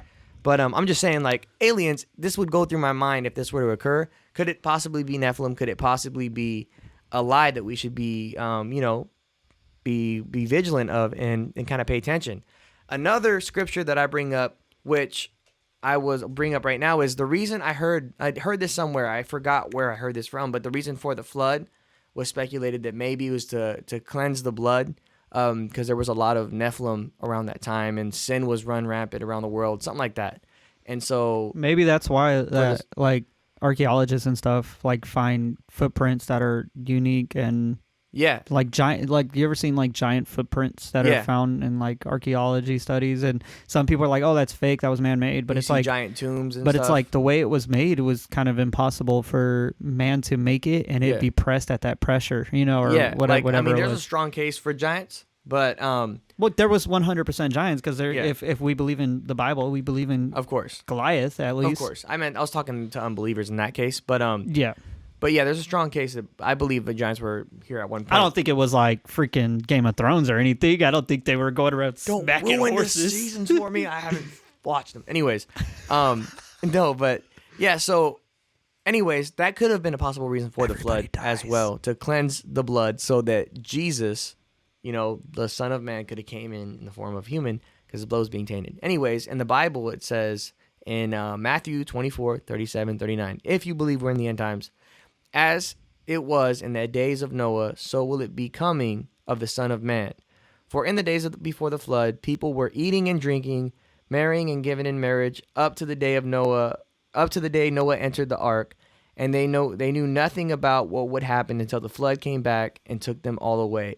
This is how it will be at the coming of the Son of Man. So the return of God and the return of Christ. And so basically that's referring to basically like people are going to be marrying and planning for their futures when Jesus comes back. No one's going to know. It's just going to happen. But I mean, also, like, it says, as in the days of Noah, so will it be in the days of the coming of the Son of Man. Could that mean also maybe, like, hey, there's going to be aliens that are Nephilim? Have you it's ever, a long shot, but I mean, it could be. Have you ever had the thought, like, God, I hope Jesus doesn't come back in my lifetime? Like, I want to live a long life, or I want to make it to like 70 years old. I've had the 4-year thought, like, God, give me 4 years. Like, let me just go tour real quick. Like, let me tour and then I'll come back. Yeah. But I mean, no, I mean, like, I want to, like have kids, get married and all that. Like when I was younger, I'm like, please let me get to that point. What if we have like kids that suck, And God was like, I'm saving you from it. Whoop. Bye. You know what I'm saying? So terrible. However it's gonna happen. I'm just saying. Yeah. No, I'm just kidding. I have thought about that. I've thought about the return of Christ a lot, actually, every single day, because I try to live as if he's coming back today. That was a bar. I'm so proud of you. Thanks, bro. But yeah, so I mean, yeah, I definitely think about the return of Christ a lot. I think about the end times a lot, just because no man knows the day or hour, and you know, every generation things are happening crazily. But to this day and time, to me, seems crazy. It seems like the music industry is seeming super crazy, demonic and stuff, and I'm just I trying to do follow the want word to of show God. that Pentagon.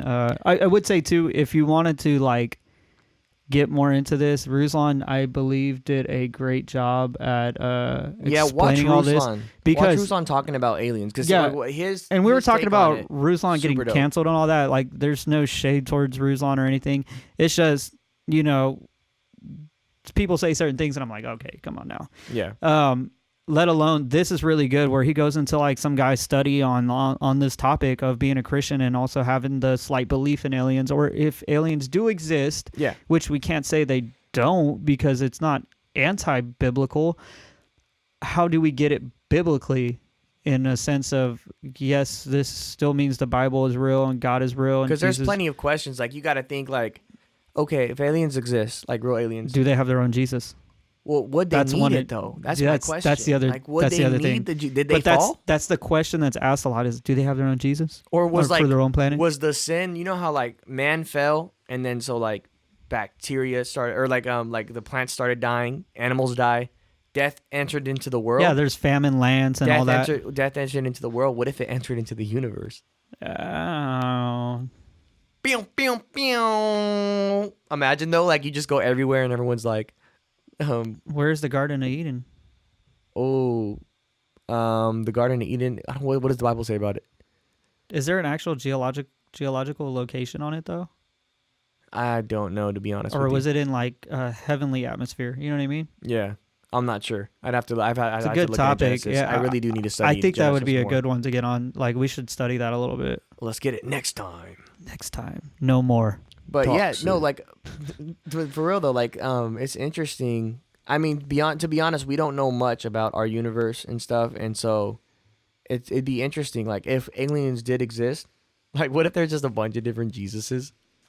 That, to me, that doesn't seem like likely. That's like saying Korean Jesus and Like, stuff.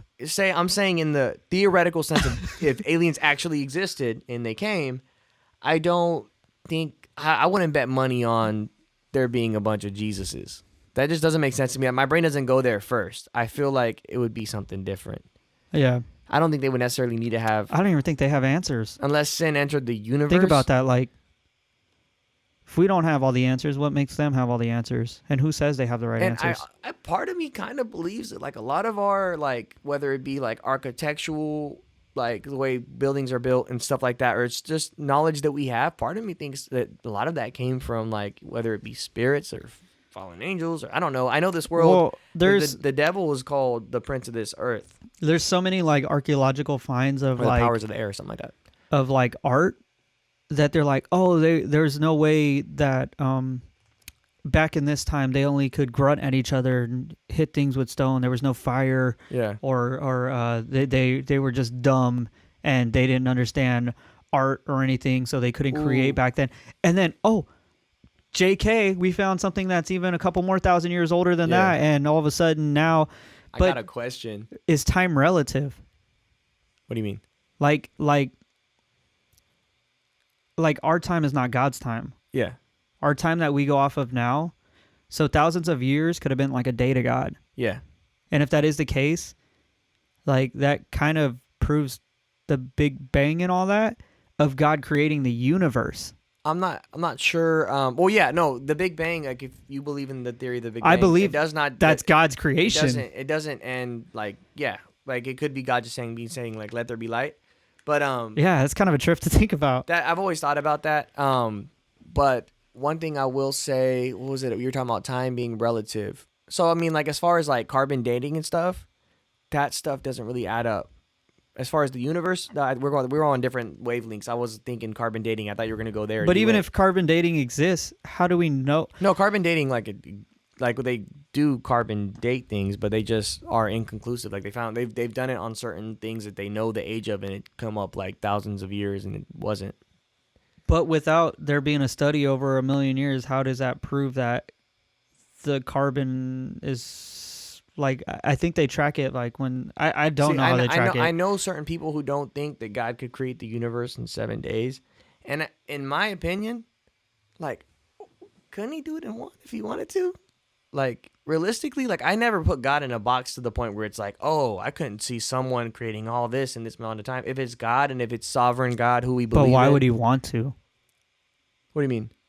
But that's the other question. I don't have that question. I'm saying, like, people who have the question, how did God create it in 7 days? There's no way. But then I combat it with, why would he even want to? You're saying, like, if he created it in 1 day, couldn't he have? But, like, why would he want to? No, I'm saying he created it in 7 days, what the word says. And I'm saying some people tell me, like, Emilio, you believe that God did this in 7 days. Gotcha. He could have created it in one. I'm like, but I'm saying, why are you questioning the sovereignty and power of God? Like, if you're thinking like a human. I gotcha. But if we're thinking like celestial, like we're thinking God, he can do it. Like, you know what I'm saying? He probably did it. Well, I don't know. It's God. He's That's God. an interesting How are we boxing topic. God in? Yeah, I want to show this clip from Wait, last thing before we the go. Pentagon. The pyramids, before we get too far off that topic. Giants, bro. Giants. But I heard a comedian, I forgot which comedian it was. I want to say it was Flagrant 2. Who was he? Andrew Schultz. He had a joke. He was like, why are you guys always questioning who built the pyramids? He's like, in Egypt, you guys are like, who built the pyramids? Who built the pyramids? Then we make it to Mexico, and no one's asking who built those pyramids. It was like so funny. It's like saying like Mexicans work hard, and they're like, heck man. They did it, but I did construction my whole life, so yeah. Yeah, I was laughing, dude. That's hecka funny. But giants built the pyramid. I've also heard too, though, on topic of pyramids, that there was a guy who figured out, I forgot his name. Isn't it like the circumference of the moon is the exact circumference, like at a... That's not what I'm talking about, though. I'm saying how they were built. Not why they were built or whatever. But I'm saying, like, there was a guy who claimed to figure out how the pyramids were created and built. And he lived alone in the hills and had like his own little house in the hills. Yeah. And built a castle by himself. What? That's what the claim is. He could have had people help him and all that. I'm not saying he didn't. But oh, you know what? I watched something about this. And it was really good when I watched it. And I'm like, maybe this guy did figure it out. And they think that it's from like vibration, something to do with like hitting something on something else and vibrating. And they have done a study to say they could lift like little like metal balls. Like they're like little like pellets that they could lift off of vibration. And it's like, well, how did they create the vibration? Well, they could have hit something, created sound or something. Oh, wow. And it's like, it actually does work, but they don't know if that were true. How would they have figured that out, or how they would have done it in such a large scale? Yeah. But if it were able to be done in a large scale, it's absolutely possible because they're able to do it with a small object. Yeah. And so that was kind of a trip. That's something that I read. But anyway, dope. The Guardian posted this. Yeah. Somebody, I was going to say nobody saw that, but I was like, are you guys watching? Switched to you. Oh my gosh. Thanks, bro. Appreciate it. Oh, that's great. But right here, The Guardian had posted this. It says, Pentagon officially releases UFO videos. And this is basically the footage that came out in 2020, I want to say. When was this posted? April, mid-quarantine. Oh, wait. Right here. It says... no. Okay, so it says the Pentagon on Monday formally released 3 unclassified videos taken by Navy pilots that have circulated for years showing interactions with unidentified aerial phenomena. One of the videos shows an incident from 2004, so that was quite some time ago, which is pretty amazing. That's crazy. If you watch some of this footage. Recent. If you watch some of this footage, you're like, 2004, we had that kind of technology already? Yeah. It's like, we didn't even have good iPhones, or we didn't even have iPhones. Nah, that was 2007. 2007, yeah. Yeah. It's kind of a crazy... We had flip phones. Yeah, dude, I grew up with it. I had a Nokia till 2014. I had a Nokia, and then I moved up to a Razor. Oh, I had a Razor. I had a Razor. I had a silver Razor. That thing was tight. I had a silver one too. Had some games on it, Tetris, but it was on like one of the free trials for I could only play 20 seconds. So video shows an incident from 2004, and the other two were recorded in 2015, very recent. Oh yeah. The videos became public after unauthorized leaks in 2007 and 2017. Are we even questioning like video or like UFO Authenticities? videos? No, UFO videos in 2020 anymore, or are we just like, that's Elon Musk? You know what's crazy? That's SpaceX. You remember the SpaceX? Let me see if I can find it real quick. You remember the SpaceX? The one that was seen in LA? SpaceX in LA, yes. Like you could see it in the sky in LA? Yeah. Because it's in Vandenberg. I believe that's where they launched out of, which is, California. That looks wild. They called it the like sperm or whatever. Sperm rocket. I thought it looked familiar. Yeah. No, so right here, this was when I was working in Arizona, and I ran outside of my job, and everybody's freaking out like, there's a UFO outside. Nobody in Arizona knew that this was going to take place because it was so heavily announced in California. A lot of Californians didn't even know it was going to happen. But if you follow Elon Musk back then and you knew like everything that was going on, you knew that this was going to happen. But if you're just like off social media for a bit, or you just don't even watch the news, I think which I it seen probably would. JJ Watt got traded to Steelers or something. I haven't watched. So that's easy to miss if you just don't look at your phone. Yeah, and so looking at this, like I ran outside and I was like, oh my God, aliens are here. Really? And I saw this because I had no idea that this was going to happen. I wasn't following Elon Musk as closely as I am now, especially with all the dog coin or whatever that's going on with him and all that. Oh, did he invest in Dogecoin? He's heavy in it, bro. Really? He believes, you got to look into all that. That'll be another video. Well, but I kind of have a little bit already. Yeah, there's a heck of funny pictures and memes of him like all buff, like walking the dog. Anyway, but I ran outside and I seen this in Phoenix, Arizona, from California. Oh, you could see it from California. It was happening. It was taking place in California, and you seen it in Phoenix. Let me see if I can find it. If there's like Arizona pictures. Yeah, this is what it looked like in Phoenix. Like I remember just seeing this, and I was like, "What the heck? What is going on? Like this is scary." That looks weird because, like, why is it like a? That's exactly what it looked like when I seen it.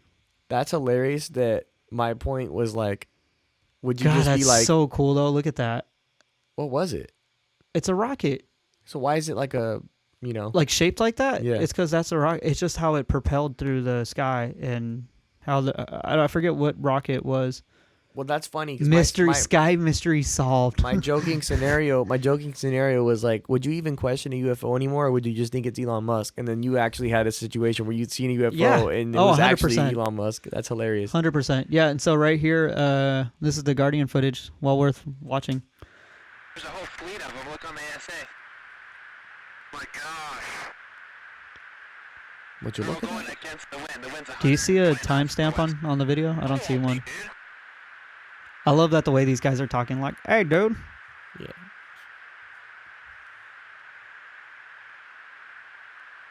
That's not our LNS, though, is it? It's not. That is the LNS, dude. Well, if there's like anything, it's rotating. It is rotating. That's pretty crazy. So this is all confirmed. See a little white dot going through. Yeah, I seen it. They're trying to track it. That's cool that they had this technology if this is like 2007. And then, bam, got it. Oh, wow. Roger,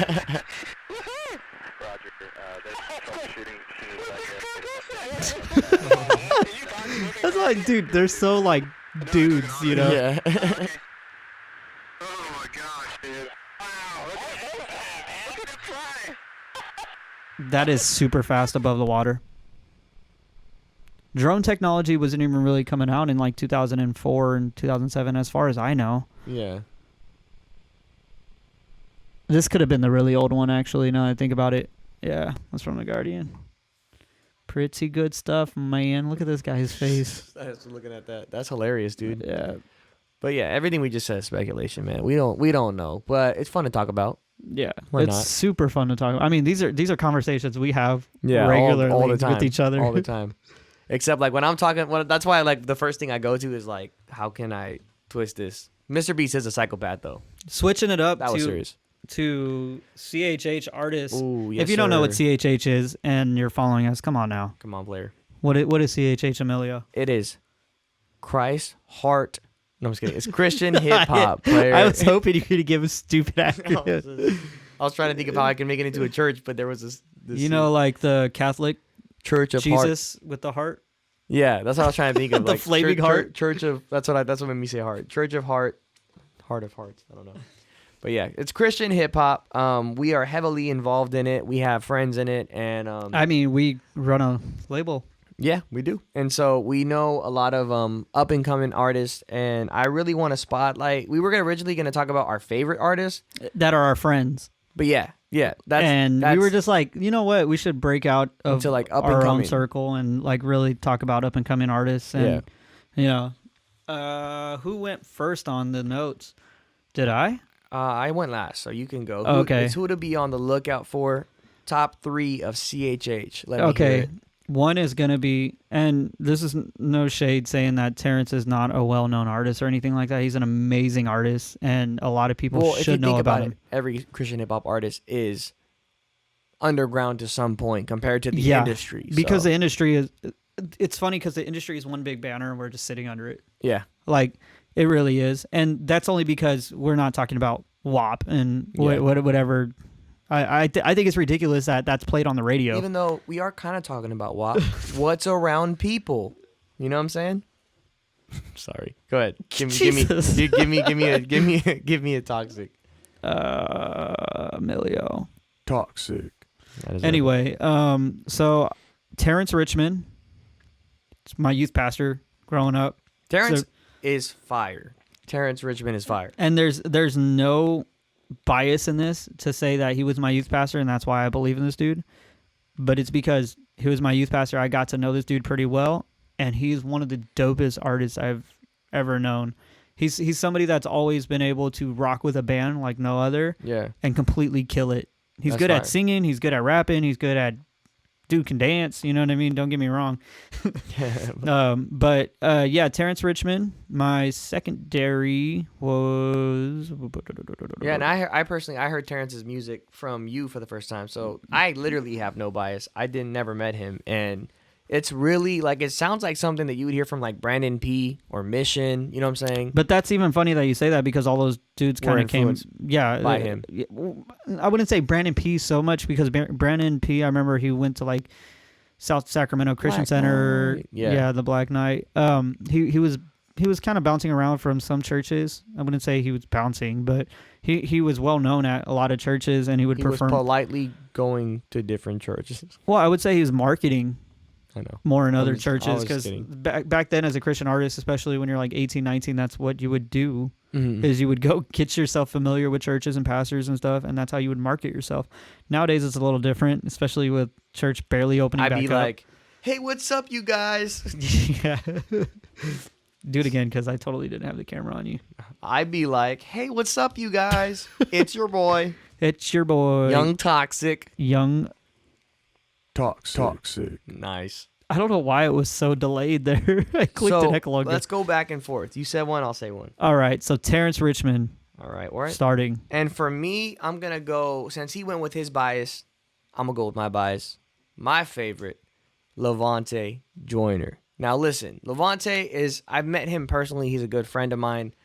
We actually work in the ministry. Well, we know together. him personally too. We know him personally, and we work together in the ministry. 3G United stands for God Gets Glory, and I really am just giving him this compliment out of the fact that he is just like gifted. He is talented. Like he is one person that I still can't believe hasn't just surpassed all of his peers, which is coming.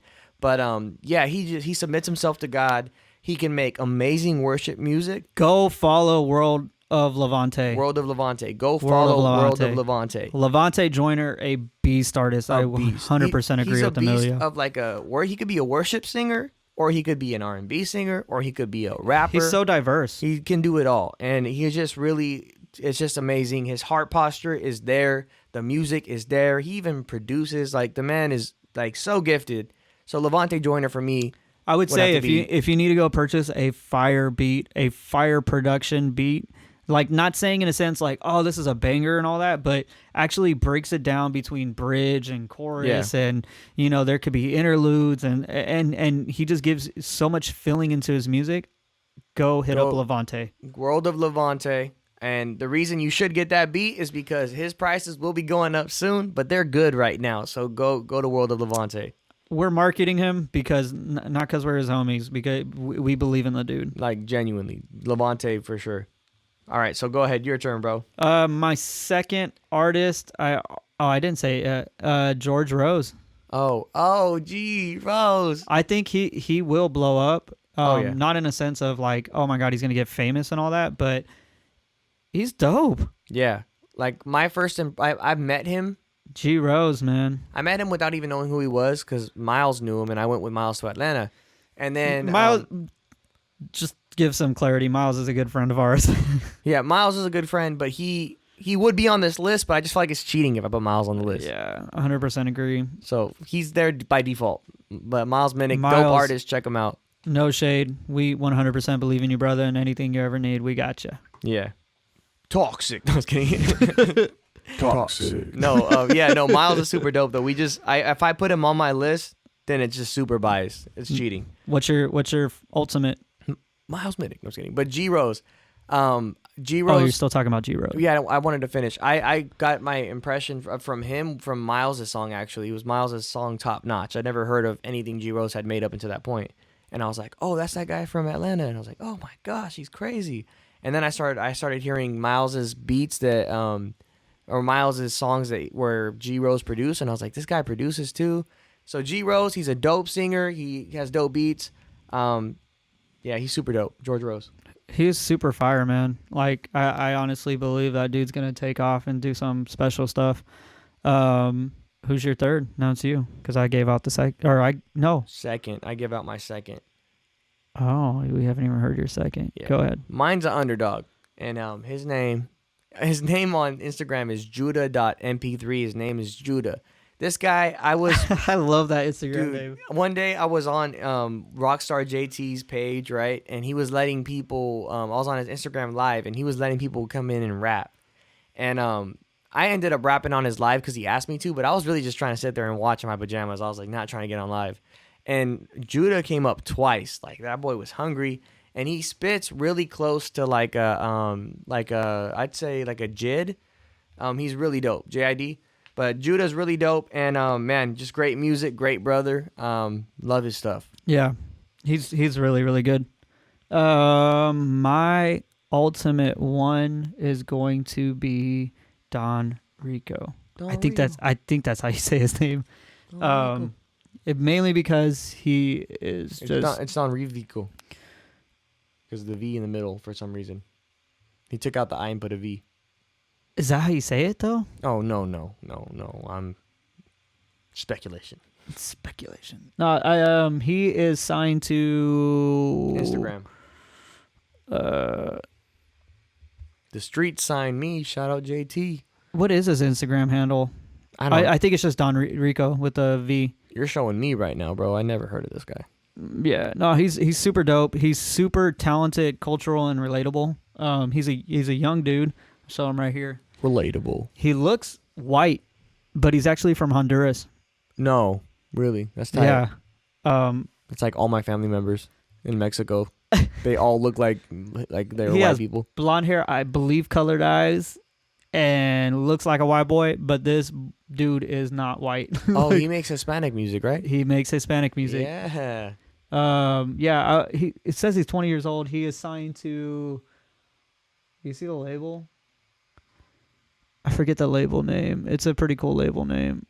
I want to say it's like No Limits or. Latinx 100s? No. No, it's not that one. Let me go to his Instagram real quick and just look it up. But yeah, this dude's super fire. I kind of want to show you because have you ever heard of him? I tried to hold it, but I'm gonna go pee on the podcast. Please don't do that. Not on the podcast. Away from the podcast. Yeah. Let me go ahead and pull up his handle real quick so I can shout him out. He is super dope, man. I'm a big fan of this guy.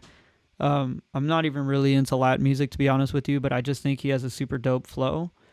Let me see. He is signed to No Apologies, not No Limits. I was very close. No Apologies Music. If you guys get a chance, go check them out at No Apologies Music. Yeah, I think he's super dope, man. I think he's gonna be next up, and you should definitely look out for him. This dude, man, his music's good. He only has 4,800 monthly listeners. I believe that should go up. I want to say he produces because a lot of his music shouts out his own name in the beginning. If I'm wrong, then I'm wrong, because I tried looking for credits and stuff, but it's kind of hard when you have low artists like this and they're just trying to put out music and the best production of their stuff. This dude sings, he raps, and he does it in Spanish and English. Go check him out. Emilio, hurry up, man. Yeah. He does a lot of music with like Tommy Royale and people like that. Like, people know a lot of these other artists right here. DJ Mike LV, I think, is the one who's paving the way for him. I want to say that Mike LV is creating a that label, No Apologies Music, and bringing up all these like young artists that are super talented and don't really get a platform in the CHH world because they do a lot of like hip hop that's in Spanish. But now that that's such a big thing in the industry now, they're blowing up like crazy, man. Yeah. Melio, hurry up. Melio be taking his time, man. I don't know if you know that. Look he's not even there. Flashback to Emilio. What's up, man? Not there. Yeah. No. Other than that, I think you should really check this dude out. I just want Emilio to see this video together with me. He kind of looks like DJ Justified a little bit, like a Hispanic DJ Justified from Sacramento. Justin. Emilio's back. Shh. Door. Doors open? Door. Yeah, so I was saying everybody should check this dude out. Culturally dope. He's talented. I was waiting to watch this video with you, man. Awesome. Let's do it. I don't know if he produces, but I want to say he does. Nice. A dual threat. Triple threat, because he's bilingual.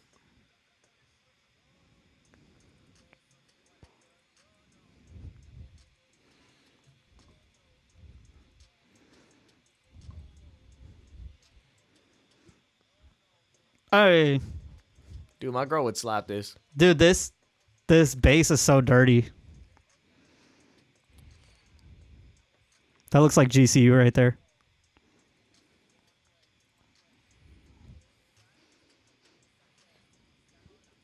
Look at that shot. That's dope.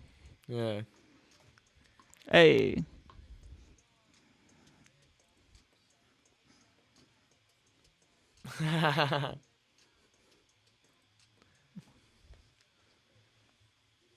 Ugh. Super dope. Going Dude. from Hispanic to English, bro. Had I known about this, I would have told Sumner to get this guy. Oh, yeah. Look, it produced. I wasn't he wrong. produced it. He does produce. Had I known about him, I would have Don. Shout out Don. Had I known about him, I would have had Sumner? Sumner get him on the one song that we did, Superstitious, the remix. Boy, Boy, would have killed it. he would have murdered. I want to say Mike LV, though. DJ Mike LV is Yeah. paving the way for a lot of these artists. So. Oh yeah, dude. I think he.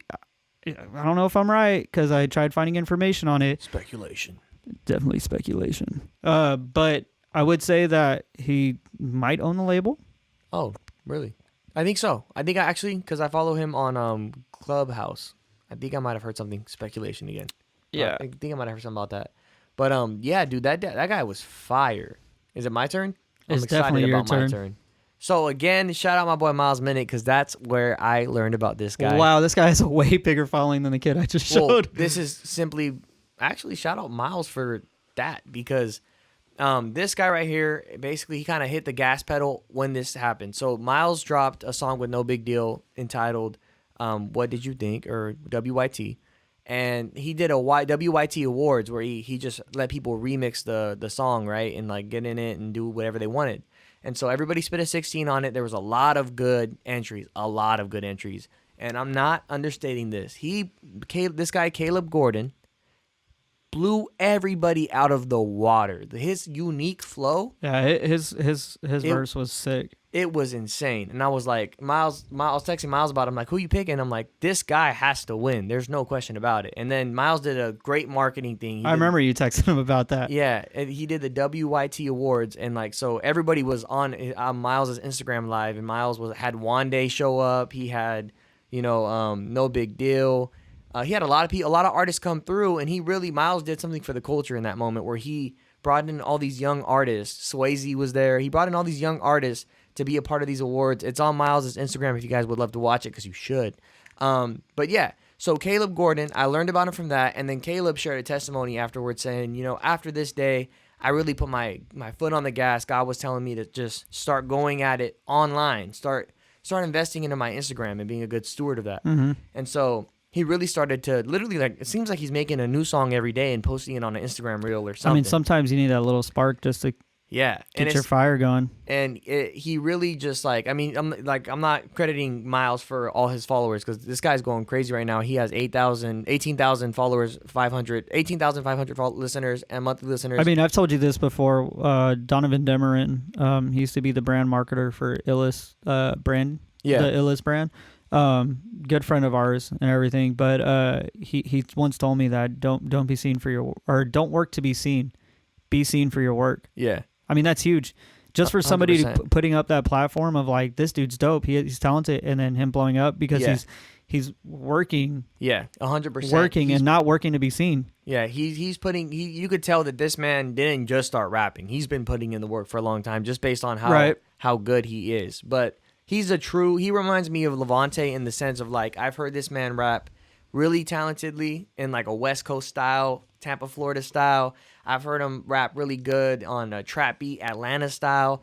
Like, I've heard him like sing really well. Like, I've heard him do all sorts of things. If you haven't heard the Villain Project, me and Emilio dropped a Villain Project. Woo! Shout out Villain. Levante's heavily on there, especially on the title track Villain. Of course, he is. And that's Levante, the first guy that I talked about. But they remind me of the same type of people, because I've seen the kind of spark and the kind of like just creativity in Levante that I see in Caleb. I'm gonna pull up his profile on here. Go ahead. And that's what really inspired me to like really like mess with this guy, because I seen my friend Levante in this guy, and I really respect Levante and his faith. But yeah. So what does he write right here? He says, music that elevates your mind and lifts your spirit. Let's take it to another level. And that's exactly what he's doing. Yeah, Caleb I agree. Gordon. Shout out to Caleb Gordon. You have an example too, right? For us to see. Yes, I do. I have an example for him. I did not even click on it before the thing, so I'll it's just his click new on it video, right now. West Orlando Flow. Oh, watching the whole thing? Yeah, I believe it's a 2-minute video. It's just fire. Oh, this beat. He made the beat. He made this beat? Yes, that's why I'm telling you.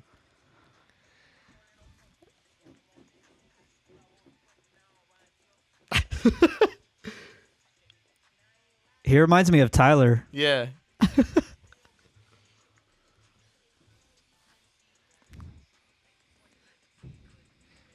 Now it's 2020. Every week. Look at all his inspirations behind him. Yeah, dude. Trying to see if I spot any I know. What we got in the background?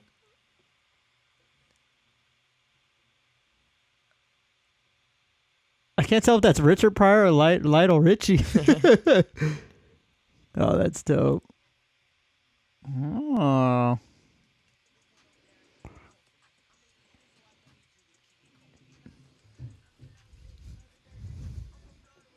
Whew.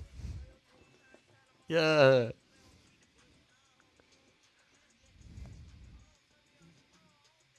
Why the floating raft?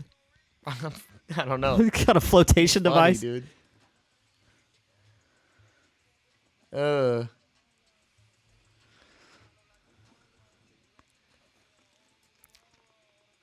And he's about that word. I think that was a U-87 from Neumann.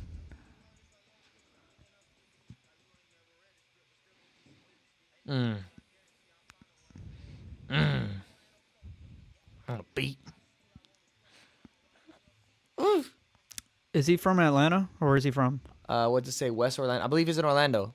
I don't know if he's Orlando? From there. I thought he was saying Atlanta. No, West Orlando flow. Yeah. No, dude. Oops. Miles toxic. Miles went to Toxic. yes. Miles went to Orlando, and I think I want to say if you watch Miles' story, they were making a song together, and Caleb's story too. So I'm pretty sure. Look out for that. And that's what's crazy. You see this song and how it's so like, how would you explain that style? Orlando, really? I mean, how would you explain it though? Tampa rapper.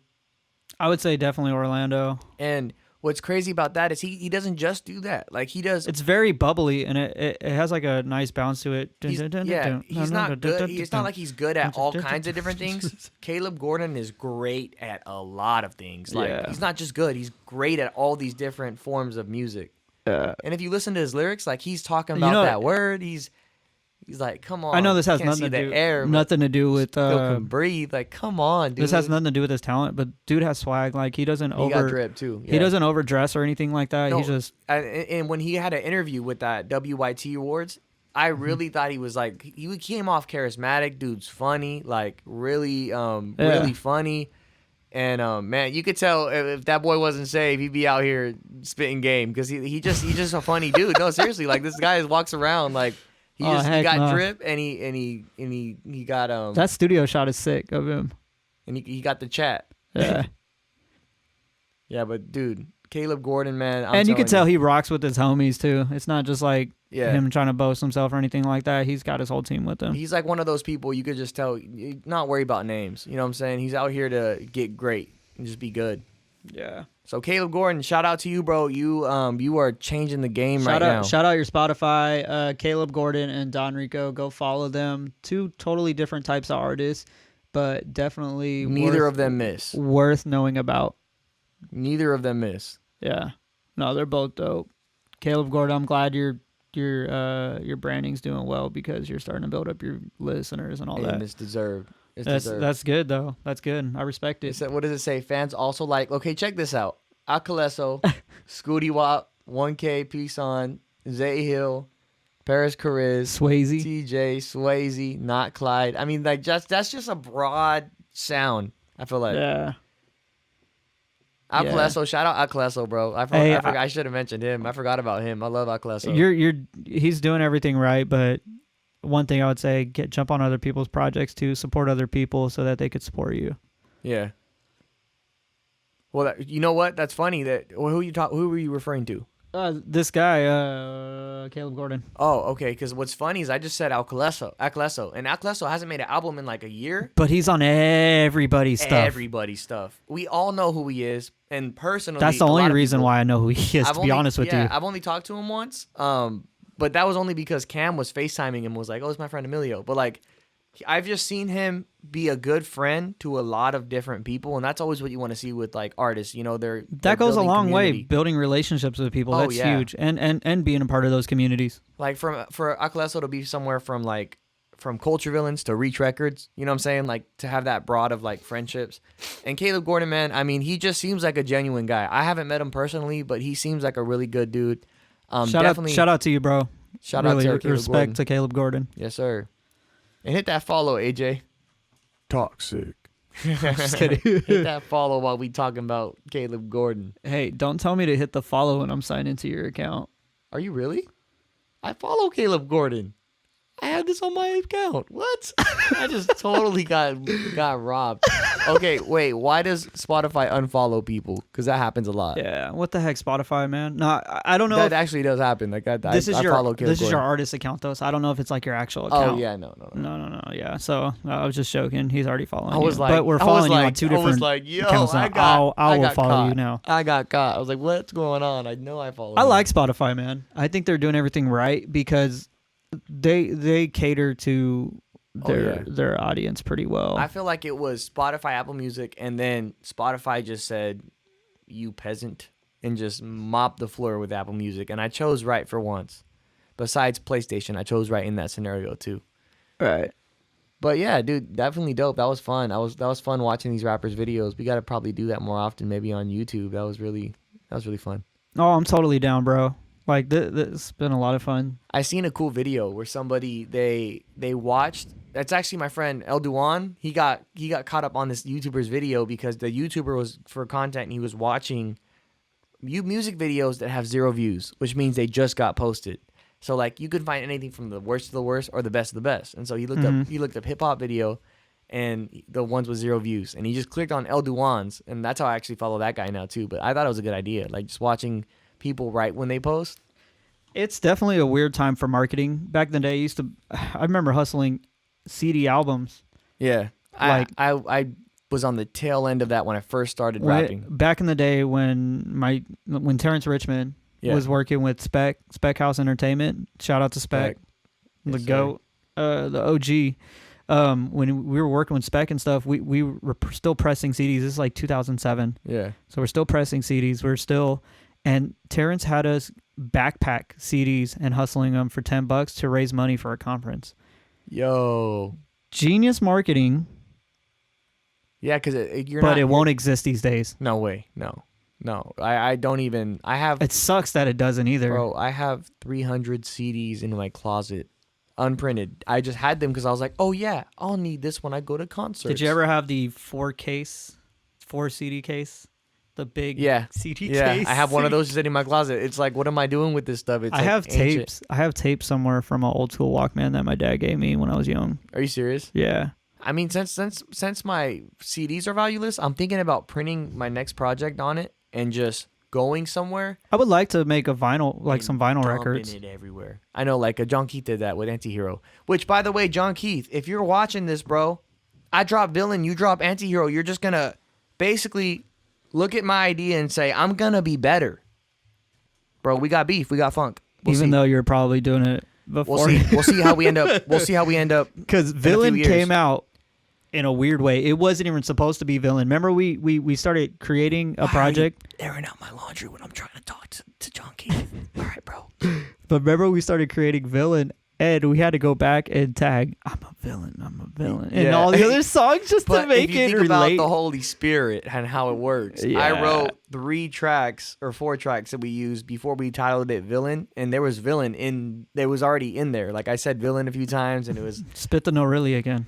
No Really. Millie been a Billy from. Wait, you got that beat? Do you have that beat that was like we were listening to this Stream Beats and yeah, shout out Harris Heller for creating Stream Beats. Super innovative. Copyright free music. Go check it out, Harris Heller. Yeah, super dope. But he was playing a beat and it totally changed the way that my lo-fi beat at that. Yeah, really lo-fi. And chilled out lo-fi beat. This is probably one of the faster verses on Villain where I'm just like, no, really. Millie been a Billy from the jump in the city with a semi-automatic at a pump. No, really. And like I'm going, and he put on both this slow hit that beat. together. Yeah, I know that kind of syncopated perfectly. But we put it up. We put on Stream Beats and we started saying the No Really verse. It was like, and it turned into like a Snoop Dogg type of flow. Like no, really. Was it? How did it? I can't even do it without. No, really. Millie been a Billy from the jump in the city with a semi-automatic at a bump. No, really. It still had that. Did you just go low? Yeah, that was fire. I undertoned you there. But it's like, that's how I it was goes in the song. It delaying goes myself low. on there too. I was like, no, really. Yeah, like dude, our we're connected, bro. Yeah. But no, it had a bounce to it. There you go. Yeah, you can see it on camera. There you go. Oh, I could have like went forward, but I thought lock we were, the hands. Bro. I thought it's we okay. were. I thought we were doing this. It's okay. We can lock the hands. Oh my gosh, lock the hands on camera. It's toxic. Toxic. I love having 2 options. Like that. We need a super. No, we need a Finish him. No, yeah. That'd be cool. Fatality. The one Not I was just kidding. thinking That's of all the was the word we was. said the most today, and it was speculation. Speculation. So anytime we want to just all feelings no facts it, just hit that button, and that's what that means. Honestly, like this podcast is going to be a lot of speculation and a lot of news that has nothing to do with what we actually believe Yeah, in. just talking. Yeah. I mean, why not? And officially, AJ, I wanted to tell you this on the podcast, bro. We officially can use the word pod, and I encourage you to use it. Have you checked out the pod?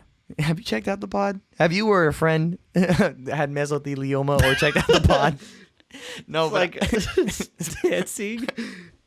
Oh man! If you recently have been diagnosed with cancer, Oh no! Check out the pot, dude. I hate commercials like that. Oh man. I also hate the. They're skipping. They're like, if you take this medicine, you're dead in like 5 What are minutes. those commercials with the dogs, like the SPCA commercials? S.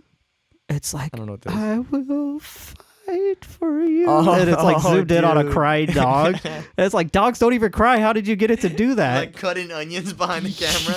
Yeah, the dog's like, please dude. stop. They hang a dog so that they can film it. Oh God, no, Okay, sorry. no. Okay, Sorry. Emilio's. We're right, cutting that out. I was going too wild. Emilio's canceled at that point. All right. We just talked about how we don't believe in cancel culture, and there you go. Bye, guys. This is didn't I do something else on the last podcast? Yeah, I Yao said Ming. Yao Ming and Miyagi Are the same So, person. This is my weekly cancel episode. I believe that I will be canceled. I made a soon. thumbnail for that too. I think everybody should see it. Hold on, because you could barely see it. Dude, it was genius. Yeah. I was like, I'm dumb. I'm like, where You're do you like- find that picture? I'm like, Yeah. they stood next to each other. I was like, no, dummy, I created I that. didn't know we had it like that. Photoshop. Yeah, man. Let me see if I can find. Oh, here we go. Bam. Hold on, not yet. I like these two faces I picked too for this. Oh my gosh. I used to do a lot of Photoshop. That's like where I first started getting into media and all that. There you go. Yeah. Look how mad he looks. It's so nice doing the podcast in person compared to here because like I was like trying to. No. Come back. Come back. There it goes. Thanks. Wow. Look at the height difference. Hey, look at Gold Chain Millie. I don't even know if that's accurate.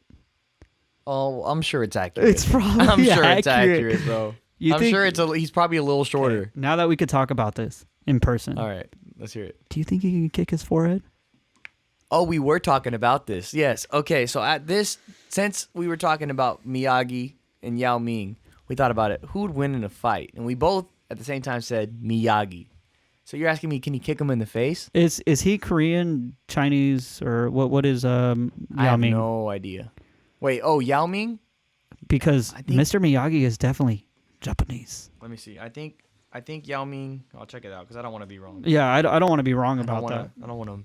Never mind. He doesn't want to be. Toxic. Yeah, exactly. Look at this picture of my face that I picked. Why did I do that? I would have been right. Because you were. It looks like one of those club photos you take, like Oh. like people that go out and Oh, God. they're like wasted. And You want want to talk in the about photo. psychopath? Yeah, I look like if I look like I took PCP and you look like you're at a nightclub and super drunk on Yeah. the story going like shaky. Whose eyes are scarier, mine or Emilio's? Yours are bloodshot. I look You're drunk. moving. That's what I'm saying. You're like moving. It looks like a story from a drunk person. That's evil as heck right there. Look at that. Just the mustache.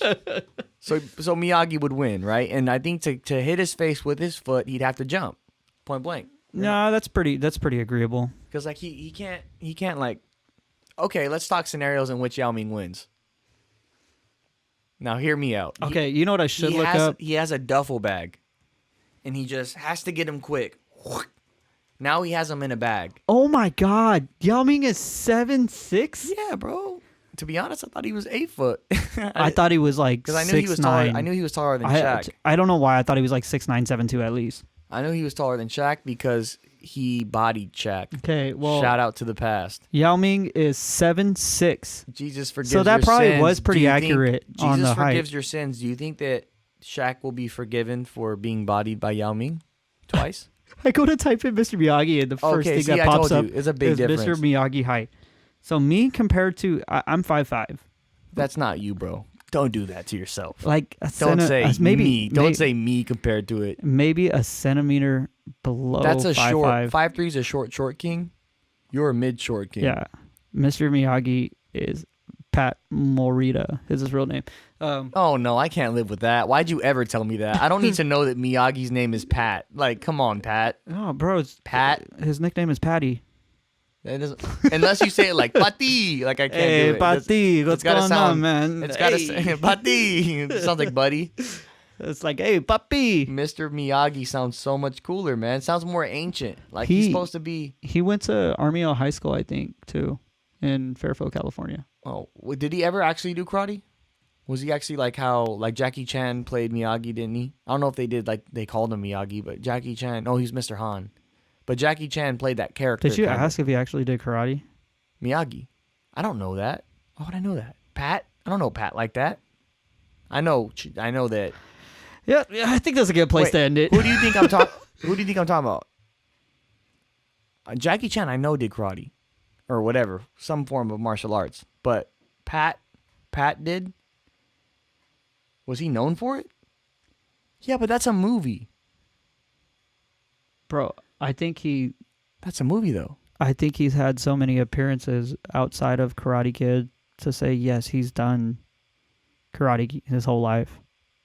Okay, but like We can go into I'm that a asking, little like I'm in asking depth. like a fighter. Was he a fighter or was he like a movie guy? So he learned it for the movie. No, I think he got famous from karate. Oh, people like that doesn't happen anymore, huh? Like how it did back in the day with Bruce Lee, Jackie Chan. Well, it definitely doesn't happen now because what Norris. karate places are open during COVID.